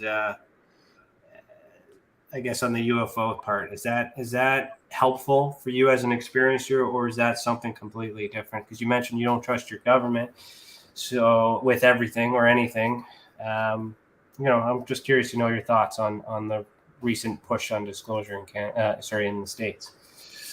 Oh, okay. So we had that congressional hearing a few months ago. I actually made a video about the congressional hearing on my YouTube channel, Alien Spirit TV, where I explain what happened. I use snippets and clips from it, and I interpret it, and I also give my own opinions. I really think that we are in disclosure. It's just a slow trickling process. And I think that it is the social movement. I think it's all of us demanding answers, and social media that is really driving disclosure. It's a very good thing, and I think that's why they came out. A lot of what they said was just not much. They did say a few interesting things in those hearings, but I think it was their attempt to pacify us. So I'm glad it happened. I think it was a big deal that it happened. They didn't disclose very much, but it is a big deal that it happened. But that is completely because of all of us who are pushing and demanding the truth. Mm-hmm. What is it like in Canada? Well, it's quite the opposite in Canada, but we, myself and a few others, are pushing towards getting the same results or the same congressional kind of response from the House of Commons. There is a political member, Larry Maguire, who has put forth questions to the Canadian government to have answers to piggyback off of a similar system for what the United States is trying to do. So sometime in November, we should get a response from that. But we don't get a lot of media coverage being Canadian. So, it's all American television and all that other stuff. But what I understand through my disclosure efforts is, like, Canada's disclosed UFO, like, there are information about UFOs since 1999. So they're in the Library of Archives. There's access to it. Many people have looked at it. They've done their research for it now. But they still investigate UFOs now, or like reports on it. They still do some things with it. But there's this document, it's called the Surveys document, which is a communication for intelligence. I can't remember the full acronym, vital intelligence. But anyways, essentially, it's a report that we're required. So NORAD, our Canadian NORAD, is required to submit to NORAD in Cheyenne Mountain, so in Colorado, about information about unidentified flying objects or anything of high risk.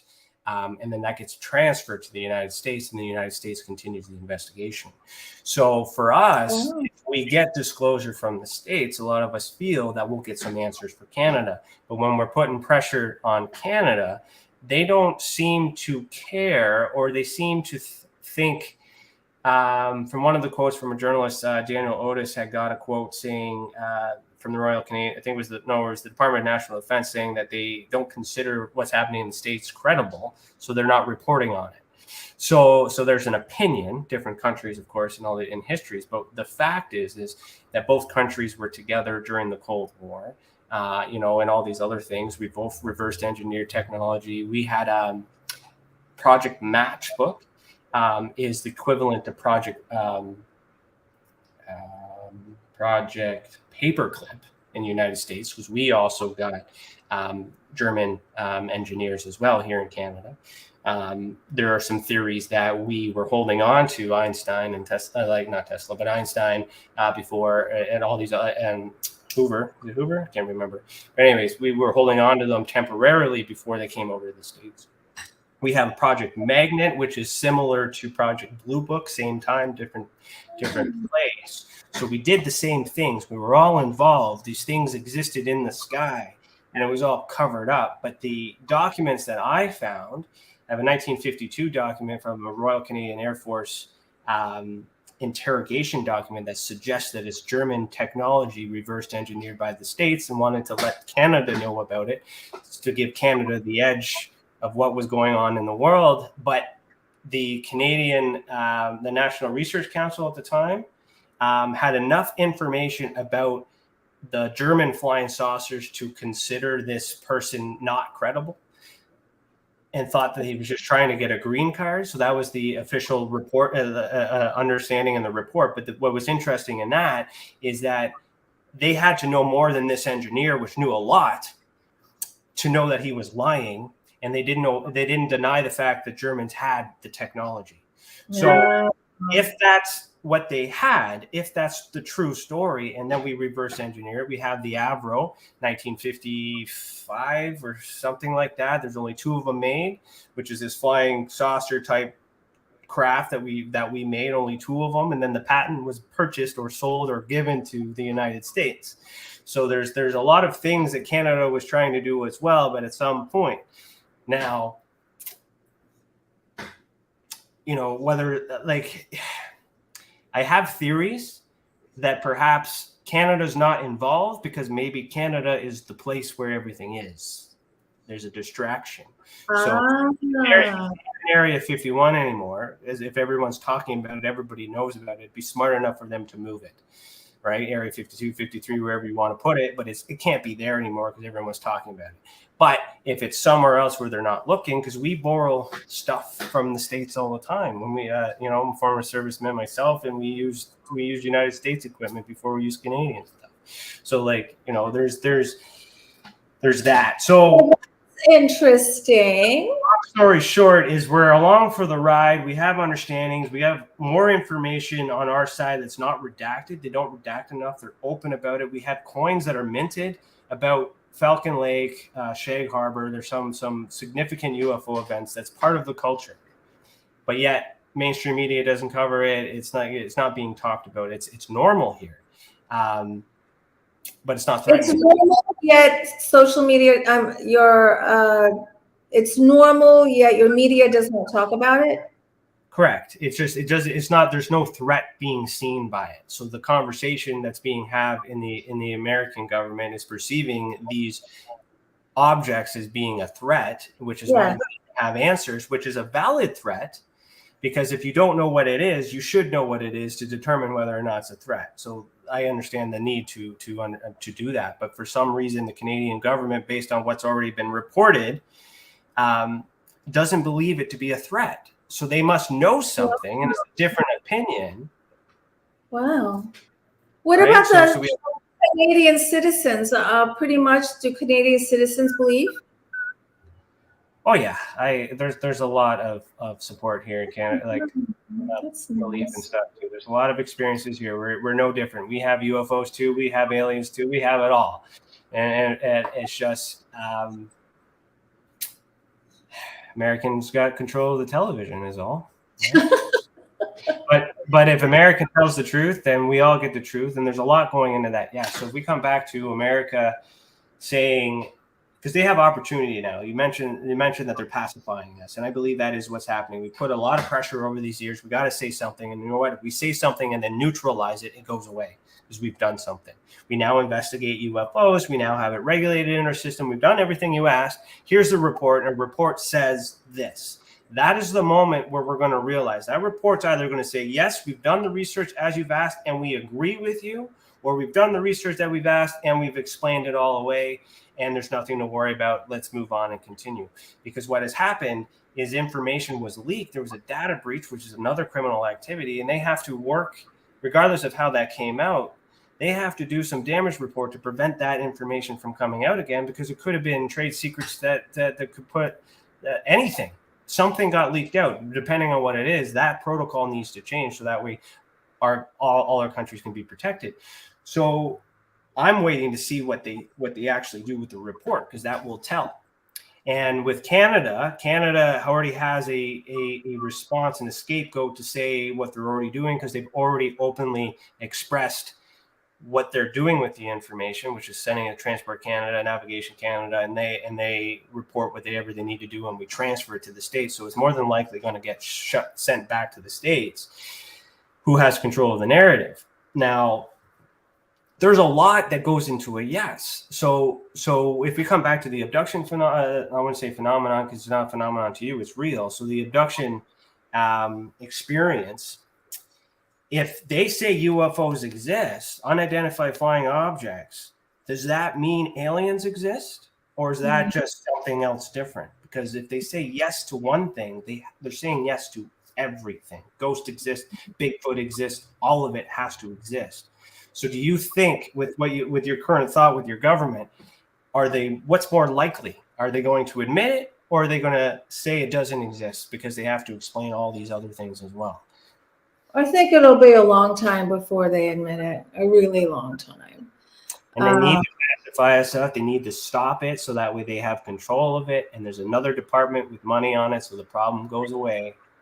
And you're going to get people reporting to a government agency who, as we might think through this conversation, is controlling this MyLab experiment project. We're going to create this environment where experiencers who do trust the government might willingly provide information and details about their experiences that they're having, putting themselves on the map, putting themselves on the radar, so that way they can continue and do whatever it is they're doing.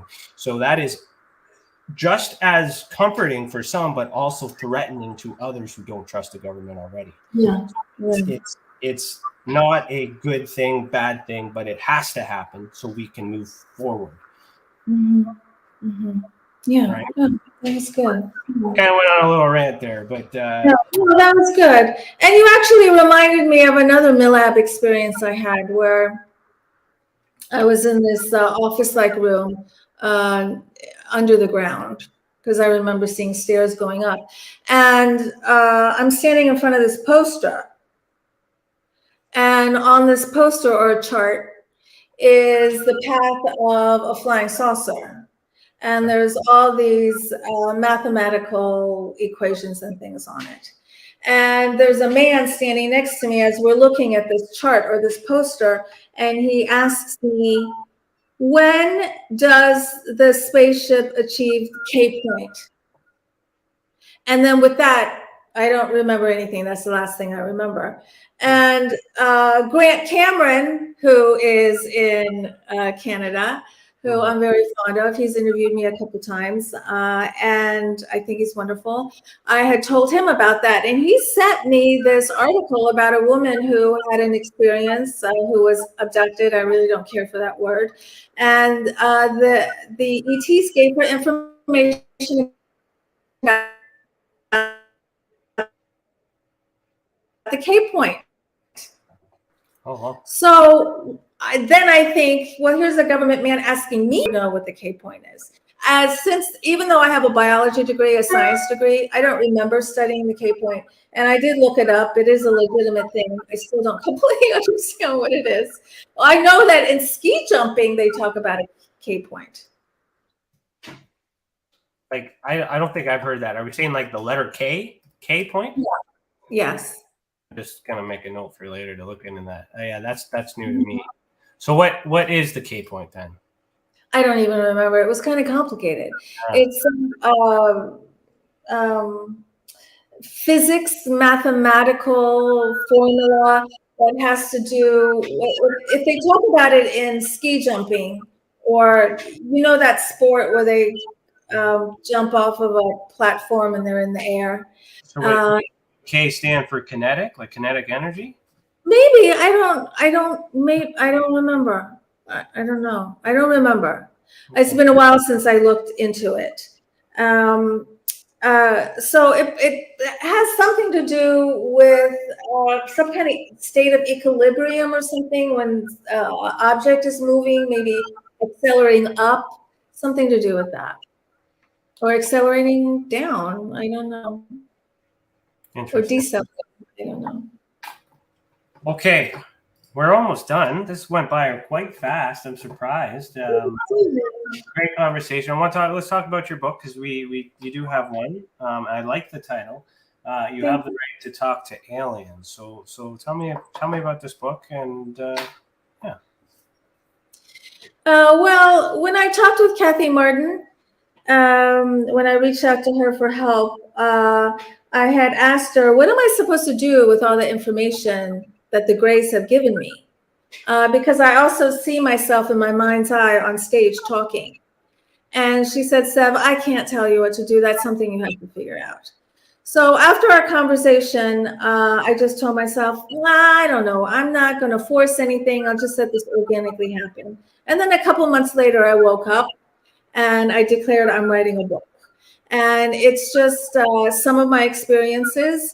It's also a little bit of my life to exemplify how kind of lost and unhappy I was because I was in such denial about my truth, and advising people to come out to yourself. You don't have to come out to everybody, but please come out to yourself and maybe one other person like me or you or somebody. And then just a couple weeks after the book debuted on Amazon, I was contacted by AlienCon. And they said, would you like to be a speaker? And it was in Baltimore, Maryland, where I had a lot of experiences in Baltimore, Maryland. So that was my coming out through the book and through AlienCon. It was then that I learned that I want to work with experiencers, because so many people came up to me and shared their stories. And they said, I've never told anyone this before, and now that's like music to my ears. Interesting. Where can they find the book? Is it on your website right here, book? It's on Amazon. It's on Amazon. I also have a planet in a star system named after me in the Star Wars galactic system. Actually, if anybody watches Star Wars Andor, one of the recent episodes mentioned my name. I have the little video clip of it on my Facebook page and also on my website under Star Wars. I think I was looking at that earlier. Oh, you are? I lost the website. What's it called again? Planet Sev, right? PlanetSev.com. Yeah, if you go to Star Wars, yeah. And, oh no, Star Wars. I think you clicked on something else. There you go. Yeah. And there's a little video clip where they say my name in the new version of. I don't know if I'll get a copyright claim playing the audio, so I don't want to do that. Yeah, I understand. But yeah, I did notice the Star Wars reference to the name. Yeah. So many years ago, a couple decades ago or so, my best friend was dating this guy who was a writer, and he got a job writing a short story for Star Wars, and that was his book. And yeah, there's the Sev Tok system. And he told me that he was going to name a planet after me because he liked my name, and I didn't believe him. But the story comes out, and there's the Sev Tok system and planet. And the planet has 2 moons, and there's a star system. And in fact, I was just emailing him with him yesterday, telling him that I mentioned his name. His name is Tom Bowling. I mentioned his name a lot in interviews, and that it's really a wonderful gift to give to me to have a planet in a star system. I can live forever in the Star Wars galaxies. That's nice. That's epic. That's like beyond the whole buy a star kind of scam that they got going on, right? Like that particular star is yours. I paid $10,000 for it. I love you. You know, but yeah, it's cultural though. Star Wars, why not? That's cool. That's cool. That is cool. Okay, well, parting notes, I guess. What do you want to leave with? You got a message. The floor is yours. You have an audience here. There's a message you could give to experiencers who may be experiencing the same thing or have a similar journey, because I know there are a few with some that I've talked to. They might see this on the replay. Some of them are watching right now. You got anything to say to them? Yeah, there's no benefit to hiding it. And because it is easier and easier to come out now, and there's so many outlets where you can get help, either contact me, contact Ryan, contact somebody, and just come out to somebody. And you're going to see your reality change because of it, because you're going to start aligning with your authenticity. And when you're living through your authenticity, that's when you become fulfilled, successful, healthier, happier, all of that. So it's no good to hide a truth about yourself.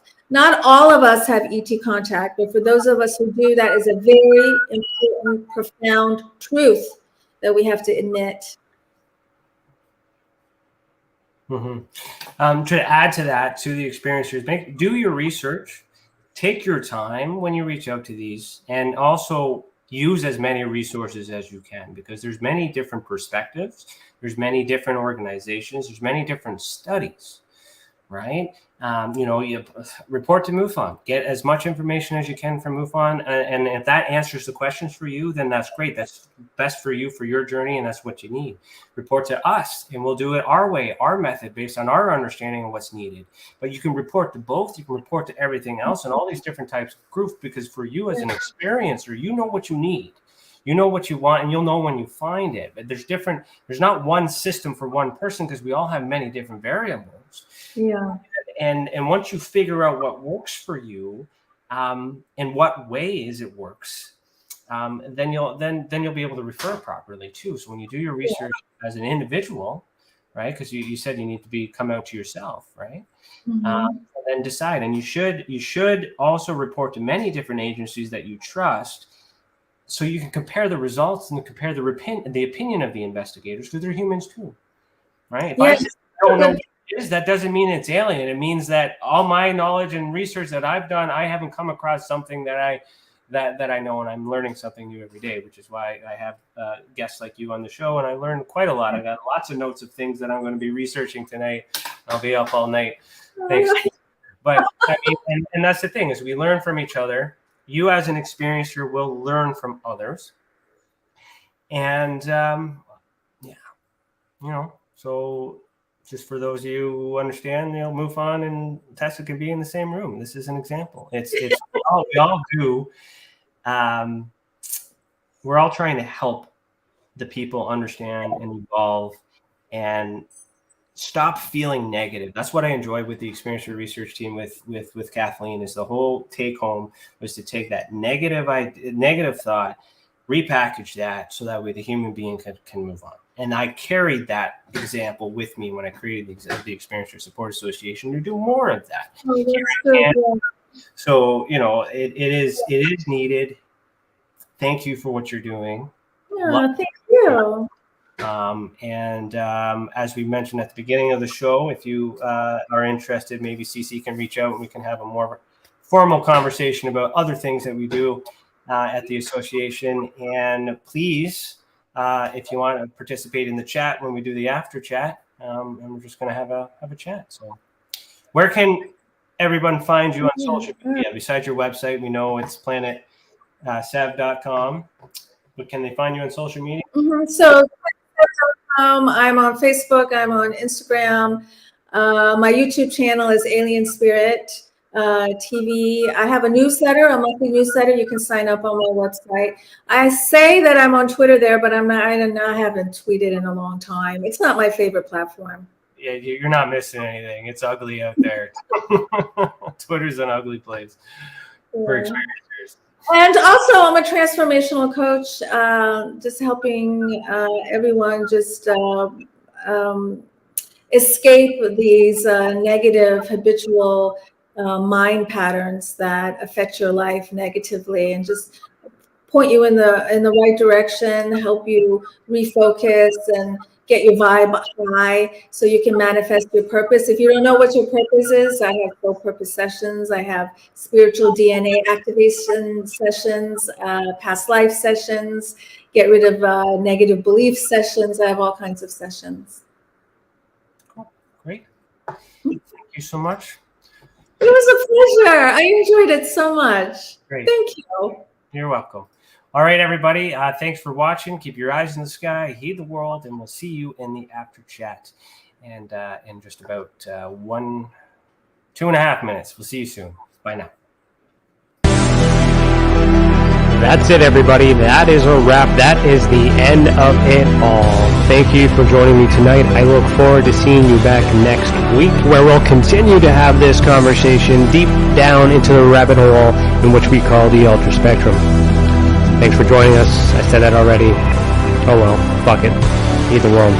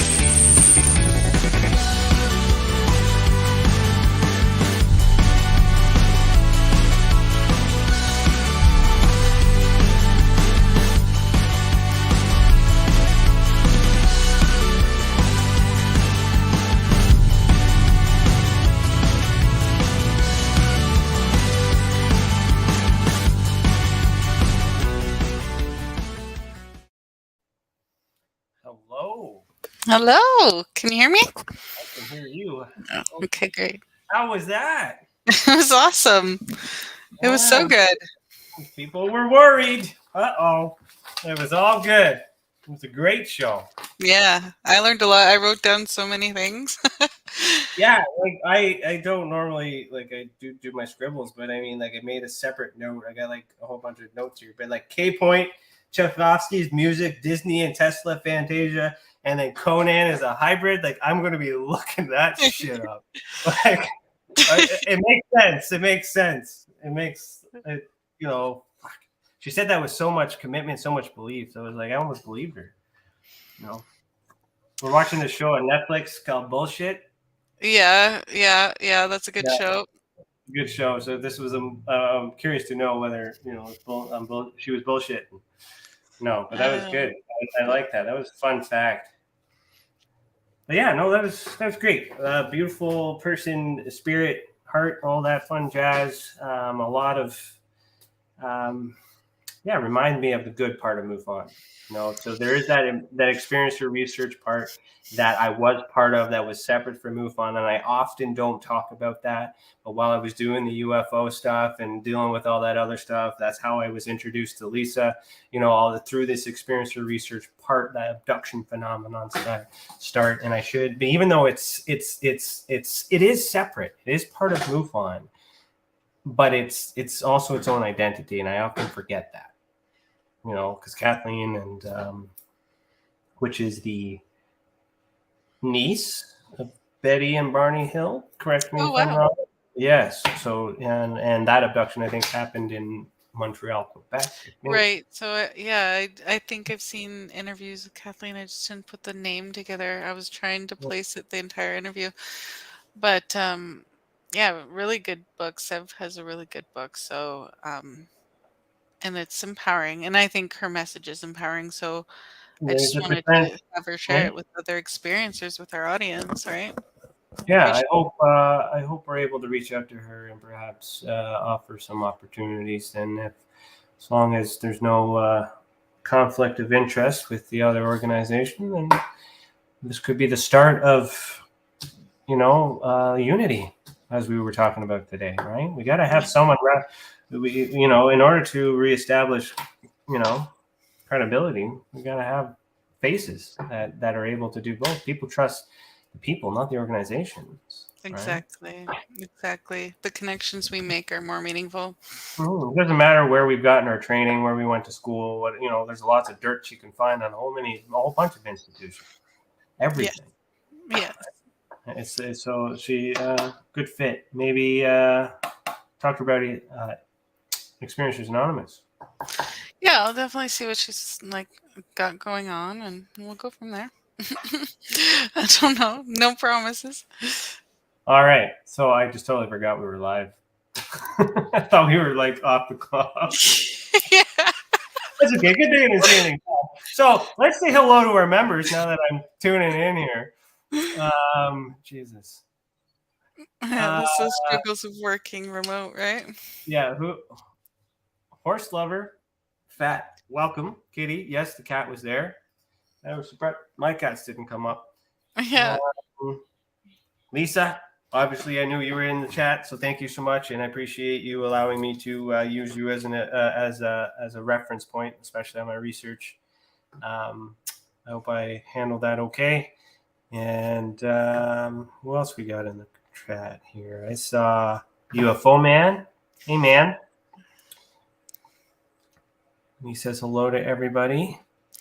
Yeah, if anyone's still in the chat, please ask your questions. We're here to talk to you. So thank you for sticking around. And we'd be interested to know what your thoughts were for tonight's guests and what stood out to you and those sorts of things. So I highlighted a couple comments as I saw you say you can relate. Speaking about it is powerful. So that as an experiencer, that was very resourceful for you, right? Yeah, absolutely. Like that was a significant part of my journey was realizing like I have to start talking about it and navigating through the fear of, the phenomena itself, but also, the societal fear of what might happen to me and those sorts of things. You also said Sev was one of the first experiential testimonies I saw. I was grateful and shared my experiences with her and then found Tessa. Great. Mm-hmm. So you knew her prior to finding us? Yeah, so when I was going through, my own existential crisis, before I found Tessa, I found Sev Tok because I was, searching for any sort of I'm not crazy aspect. And it was I really resonated with a lot of her story. There was some similarities between mine and hers. And then I found her website. I reached out to her via email and she did respond back. We had a little bit of a back and forth and she was really kind. And shortly after that, I was directed to Tessa. So, and that changed everything. Here I am now. Interesting enough, just because I know that you were directed to Tessa through someone in MUFON. Just want to point that out there. So it's the people that, not the organization. Yeah. So Lisa says MRB are evil. She says my MRB are evil. My MIB are evil. And you know what? So when we talked about that, because that's why I wanted to bring to that point that some of these experiences you're having could be in the mind, and I don't mean that as in you're crazy, but I mean that could be the reason why we can't capture it. So psychogenic, yeah. I never considered and that's partially my negligence of me still learning consciousness, trying to understand how it works. Separating, I often forget the material world and the non-material world, the astral world, or whatever we call it, ultra spectrum. That sounds manly, right? There you go, yeah. That's your manly word for that. Ultra spectrum. That's our marketing pitch right there, right? Right the there. Manly. Yeah. No. Don't be. Yeah, no. Rewind, reset. That's not what I mean. If it is in the mind, it's harder to capture. So you can't take pictures, you can't do all these things. So the advice that I provide then, but if you can, again, license plate. So even if it's in your mind and you see a license plate, there's something I can do because it's in Ontario. And if it's in your mind or in this three-dimensional world, and you get me a license plate and that license plate is registered to something, then there's some evidence I can link. But So you guys should be asking better questions. Ask these questions. I You really, have the ability to meet these beings, and you don't ask any questions. If I was abducted, like I don't remember any of this stuff if I was, but if I was, they probably would put me to sleep because I asked too many damn questions. Why? you say that now. I would, but you don't know because Yeah, you don't know. I don't know. But I think like there's something about it. They like an experience I had. Like it was just like a feeling like you aren't quite in control. You're like aware, but you're not like quite yourself. I don't know how to describe it. Well, I'd have to have an experience like that to understand it. Knock on wood, because it could be good or bad. I don't necessarily want it to happen, but I got my own things I'm trying to figure out on its own, and those are dabbling. So we'll just stick with this map for now. For those who are listening, don't give me any more. Well, Lisa responded to you. The last download I had came from. That's when I went on this flat Earth kind of thing for a while. So I don't want any more info. I'm still trying to get out of that rabbit hole. Scary times. I thought I lost him, folks. I'm still dabbling. Didn't ask the question tonight though. I read the room. Oh yeah, that's very true. You didn't. Well, Ryan, I'm careful if it's. So Lisa says, well, Ryan, I'm careful. If it's in my mind, they still can hurt me. Well, yes. So we got to work through those cases.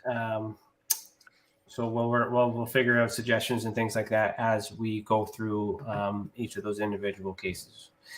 I'm just saying, trying to, in general terms, trying to understand what other people might be experiencing to make it relatable, to make sense of it. So I know where to look, right? Yeah. And part of an investigation is a needle in a haystack, but the haystack has many haystacks in it. So I got to make sure I'm in the right haystack. Yeah. And then I'm looking for the right colored needle, so I gotta, so I do things like this to try to, and I'm learning. Okay. This is a never dull moment. I think anyone who says they know the answers is fooling themselves, because we are all learning every day, always learning something new, even in jobs we've done for decades, so. And that's when you get these opinions and theories. And I've always said that I know enough to think that I'm right, but I don't know enough to know if I'm wrong. Right? There you go. That's a great one. Well, that's from where did I get that from? That's from Neil deGrasse Tyson. Okay, I'm trying to place that quote. I knew it was a quote. Yeah. And I resonate with that. Yeah. Right. All right. Who else we got in the chat? Any star stuff? UFO man, you always pop in, say hello, but you never stick around and chat. No, he just buggers off. Get this marketing in, and then. So kaleidoscope, that term is used. Yeah, I've heard that explanation as well. Yeah, so I used that was part of my experiences that I reported at the beginning of reporting to Tessa, was a kaleidoscope-like effect within my vision. And so it was interesting that she chose that term too. Mm-hmm. I think the younger generations don't even know what a kaleidoscope is, but it's interesting to hear someone else say that. For me, kaleidoscope. It's funky stuff. Yeah. And then it moves, right? So it's almost like it's constantly moving and shifting. Like a bad acid trip. It is, but you're sober. It is. It's and then I describe it too as a filter between it's as if I was looking on TikTok and I applied a filter to my vision, I do. Talked about Fantasia, so that brought me back. No way, yeah, that was cool. I love that show, and yes, it's all music, but to find out that it was part of this program, I got to look into that, because Phil and I have these conspiracy theories with Disney, and yeah. So I didn't want to get into it to take away from the story, the vibe of the show, but what I understand with the Disney aspect with NASA is that it was a film studio before it became a space station, right? So Universal Studios and all these other things, picture of the globe before they went to the moon. Like if you date everything, how did they get it? And then that's where we're again back in that flat earth fucking rabbit hole. They could never get out of. But it starts with Disney, and Disney makes a lot of references to the flat earth. Their little freaking dome thing on their logo, it's all over the place. Disney is heavy on the flat earth stuff.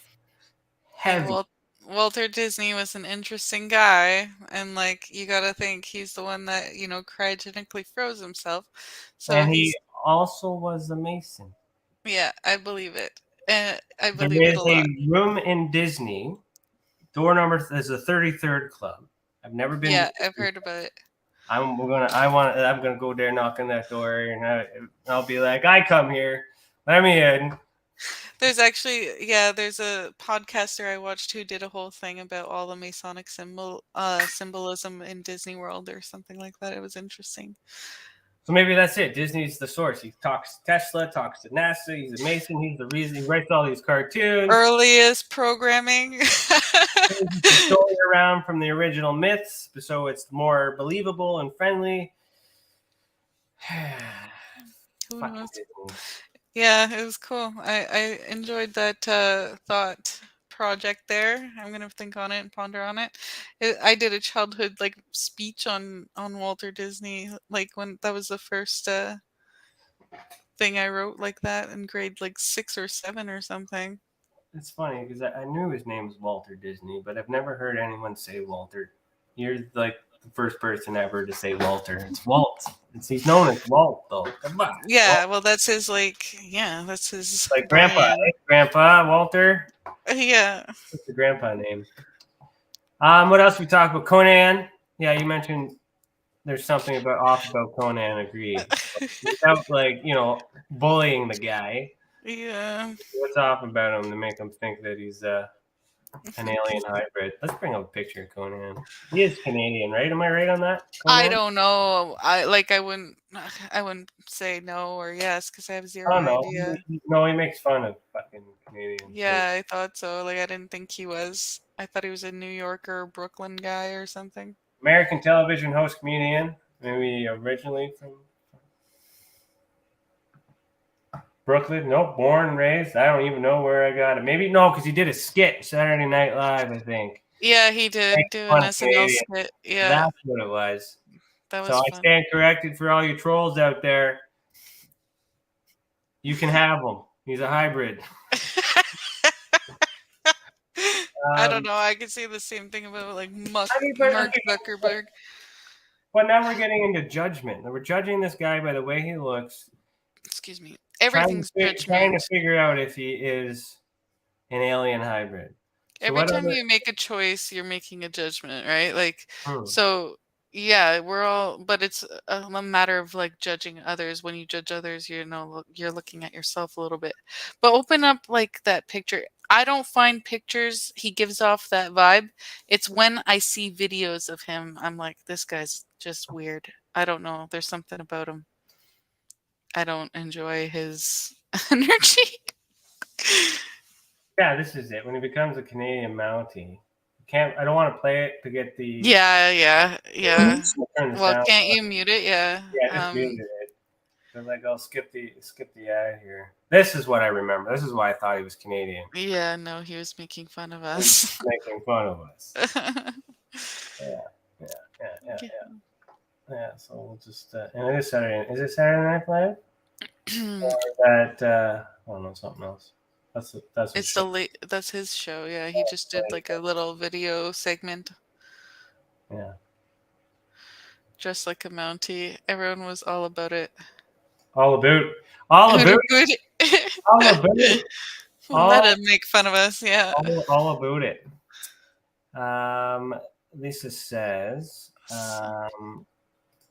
some people say I look like a Nordic alien. Well, I could say you kind of look like Angie. Angie kind of looks like you. Have you ever thought about that? Maybe there's some connection there. And for those who don't know, Angie's one of her visitors. Actually, I don't think there's any denying there's a connection there, like, and it's mutual. Well, a hybrid is simply combining species or combining anything. So for us to be like, I'm a hybrid of my mom and my dad. You know, like that's a hybrid. You know, so and everybody is that. So we're talking. I think in her context is extraterrestrial. Yeah, and that's what I was meaning. Yeah. Oh no, I don't think so. What, hybrid? You think people are suggesting she's a hybrid? Not her. I think she was talking about in context that Conan. Lisa, please elaborate. I didn't even consider that. No, okay. We're next question. Next question.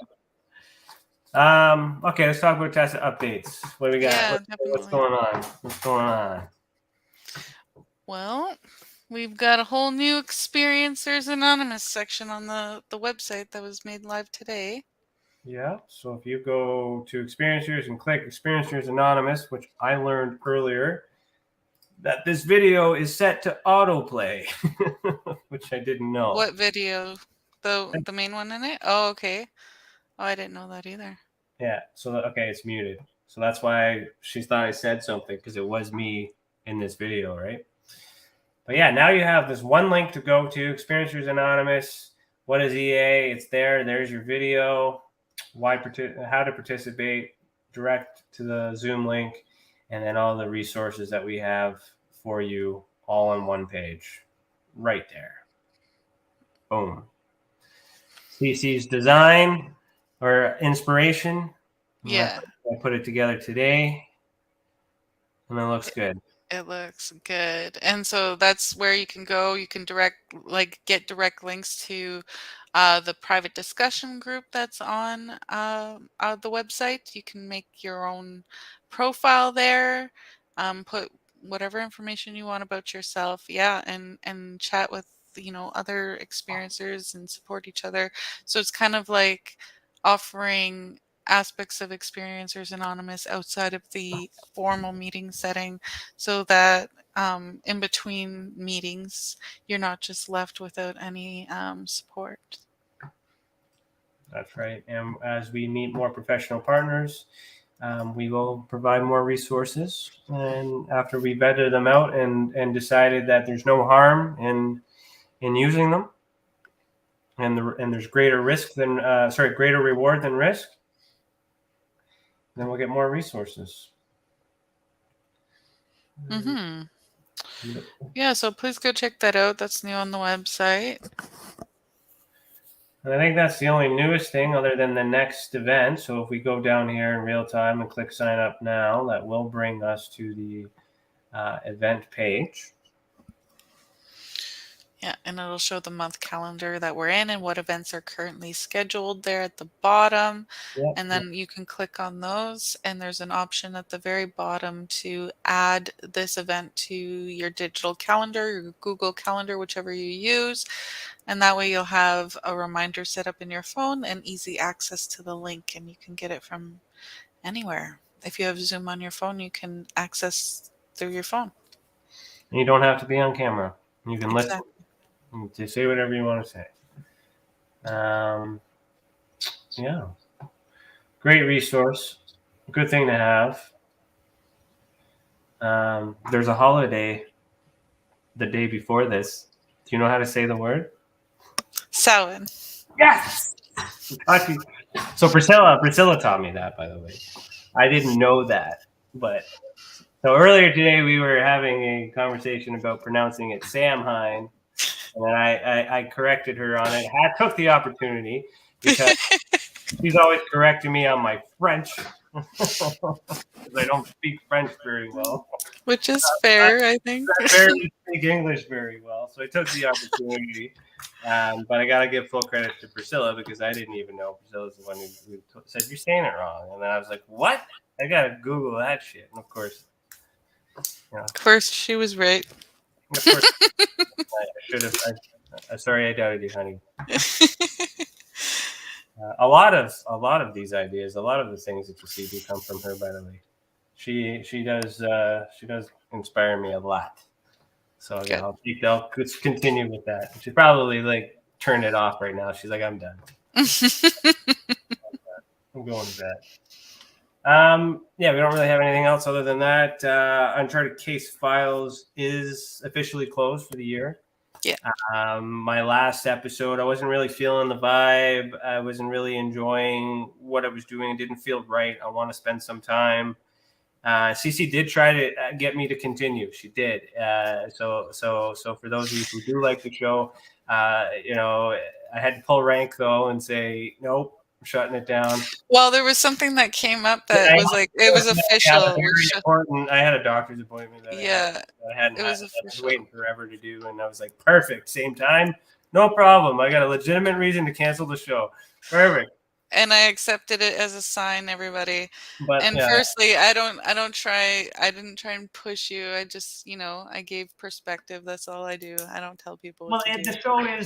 The show is useful. I just don't feel like I'm giving myself as I should be in that type of environment. So I want to spend some time to figure out what I'm going to do because I enjoy the back and forth. I need that feedback. I can't talk to myself. And in those settings, people just listen. So I'm thinking pre-recorded next season, maybe not so live, or bring some guests on, other investigators, and maybe look at some evidence and say, this is what I think about this evidence. What do you think about it? Maybe, like a different style. So I'm going to spend some time thinking about how we would want to do that. But there is a lot of work with this podcast alone.